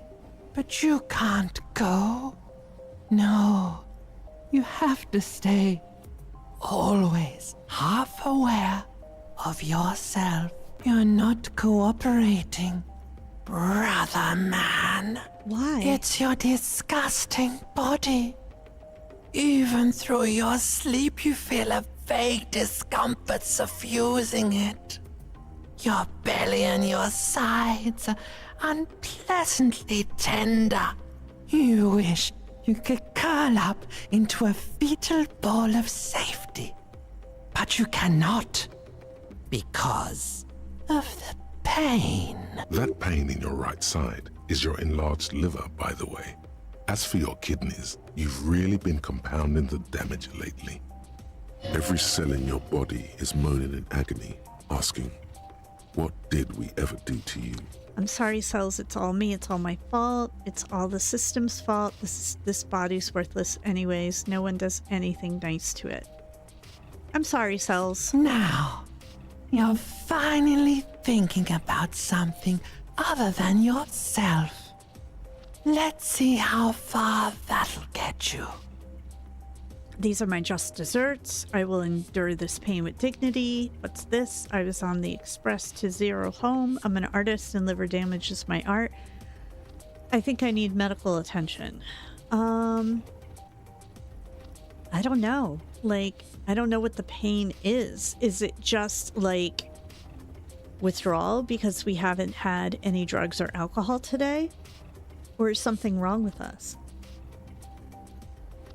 I think I need medical attention. Oh, yes. Oh, here he They'll is. check you out, give you some pills, make it all okay. The Wonder Maker. Don't be stupid, Harry. It's not happening. They don't make new kidneys and livers in hospital. All you've got to do is pray to God it passes and stare at the flickering darkness. Okay. You're just stuck here, in the half-world. Could try looking at other people, really looking. But why would you want to start doing that? I will. I'm looking at people all the time. I like them. Sure you do. They're all so friendly, aren't they? So here's the thing. I don't even entirely believe that Harry is a perfectly good person, but I refuse to let this reptile brain win out because it irritates me. Some of them are. Some of them are nice. Others are scared. Yeah. At least they're interesting. Each one has a process just like yours, running in the space between their ears, full of secrets. It's very true. People are interesting. People are beautiful, statuesque, parodies and tragedies of themselves. A great democracy of creatures. What do you think you're doing right now? Coming to some greater awareness? Look at all these lights, blinking in and out of existence. Thoughts! You're just pretending that you're asleep, even to yourself, while the world goes on without you. I am like just amazed at how dramatic his inner thoughts are. Let it. Let it. But it never seems to let you go, does it? Time to rise and wipe that shining sweat off as best you can. Gather your bearings. Rock and roll. Are we going to see weird stuff again if we open our eyes? Like the disco, like us hanging from a tree like last time? Or is it just going to be a normal morning? It is a normal morning. We have enough money to pay for our hotel. Oh, what's that over there? Did you see that? In the corner? What is going on there? All right. Here's what I know. We're going to quick save right here. And then we're going to go to the main menu. And I'm going to say, thanks for hanging out with me and watching. We got a lot of little side quests done tonight.